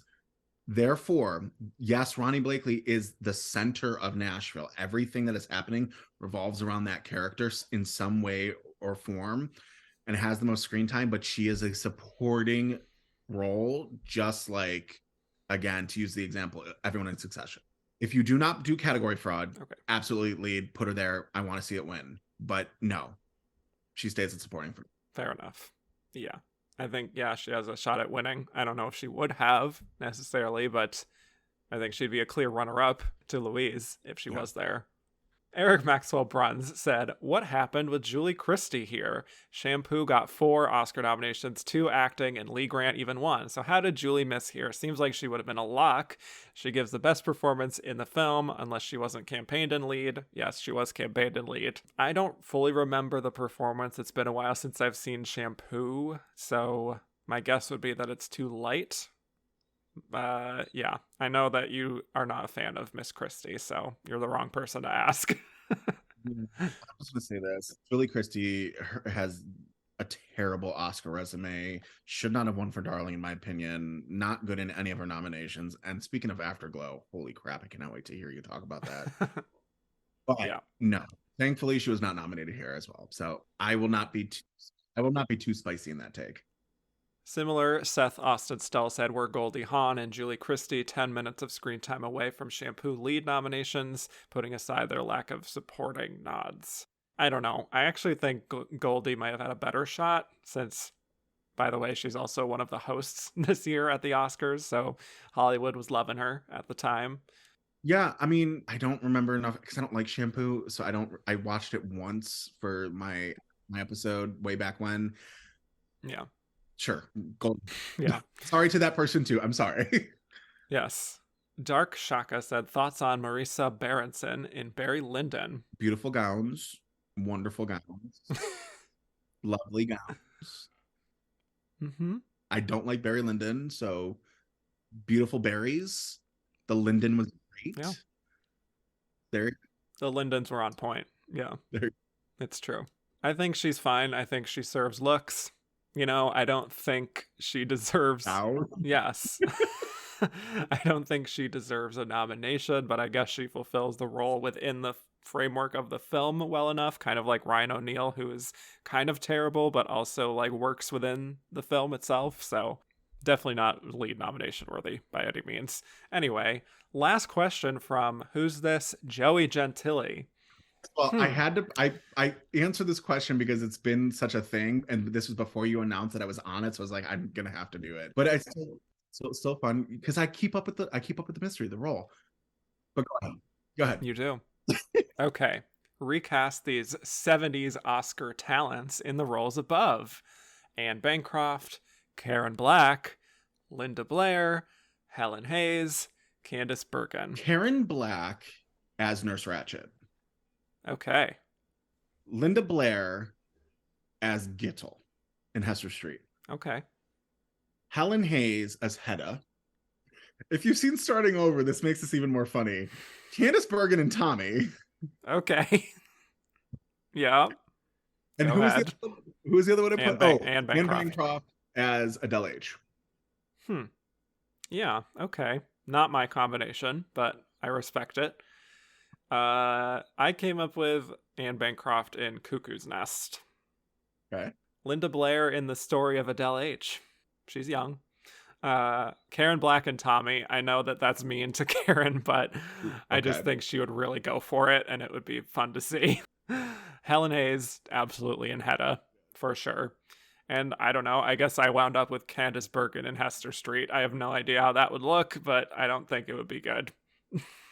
Well, on that note, it's time to move on to our final segment where we will give our verdict on who we think was the runner up to Louise Fletcher. Joey, very curious to hear your answer here. So, had I not known this fact, again, fact, grain of salt, again, word of mouth, I would have said the runner up would have been Carol Kane because of how random that nomination is. I've always said the hardest thing to do is to get a nomination, let alone the win. How many people have to be in your camp to put you down for a vote? So I would have been like, oh, kind of makes sense that Carol Kane would have done it. According to Karen and according to this person at Price Waterhouse, Isabelle Adjani was the runner-up. Carol Kane was in third, Glenda Jackson in fourth, Ann-Margret in fifth. Well, I will say just from hearing that ranking, it makes a lot of sense to me. It really does. You know, I think Isabelle Adjani and Carol Kane, I could see having individual kind of pockets of support throughout the Academy. Again, the New York crowd all in for Carol Kane, could absolutely see that. And the growing New Hollywood, I think, could really appreciate not only Louise Fletcher, but Isabelle Adjani as well. It's weird for me to sort of be like, I agree, because you just laid out what was probably the case. But even if I didn't, I think I would probably say Isabelle Adjani was the runner-up because she had the critic support. She was also invited to be a presenter at the Oscars this year, so she was very much on the radar. And so I think she made the most sense as an alternative. And it's just, for me, not that it's about merit necessarily, but like, I feel like she has such a commanding presence in that film from beginning to end that I could see people who didn't think that Louise Fletcher deserved a lead win would go to Isabelle. So there you go. But my final question, who would you have voted for? From moment one, when I'd seen the film way back yonder, I knew my winner in heart was always Carol Kane. That's who I would have voted for. I think she gives the strongest performance here. The subtle performance in this film from her with the work on her face is louder and more beautiful than every person's delivery and action in this lineup for me. Carol Kane would get the vote easily. Wow. Okay. Love that pick. Very good pick. I would go for Isabelle Adjani, personally. I really just found myself very transfixed by what she was doing in that film in a way that was like, wow, it's like a kind of performance where I'm like, I need to see more of this actress. I need to do like a deep dive into all of the great work that she would do after this. Yeah. And I think she lived up to that potential, clearly. But yeah, I think it's fully a leading role, which helps to put her over the top of Louise Fletcher for me. And I really responded to it. I don't know what else to say. It's a very weird lineup. I don't know if she would be like my top winner of the decade necessarily, but from this particular group, she is number one. Yeah.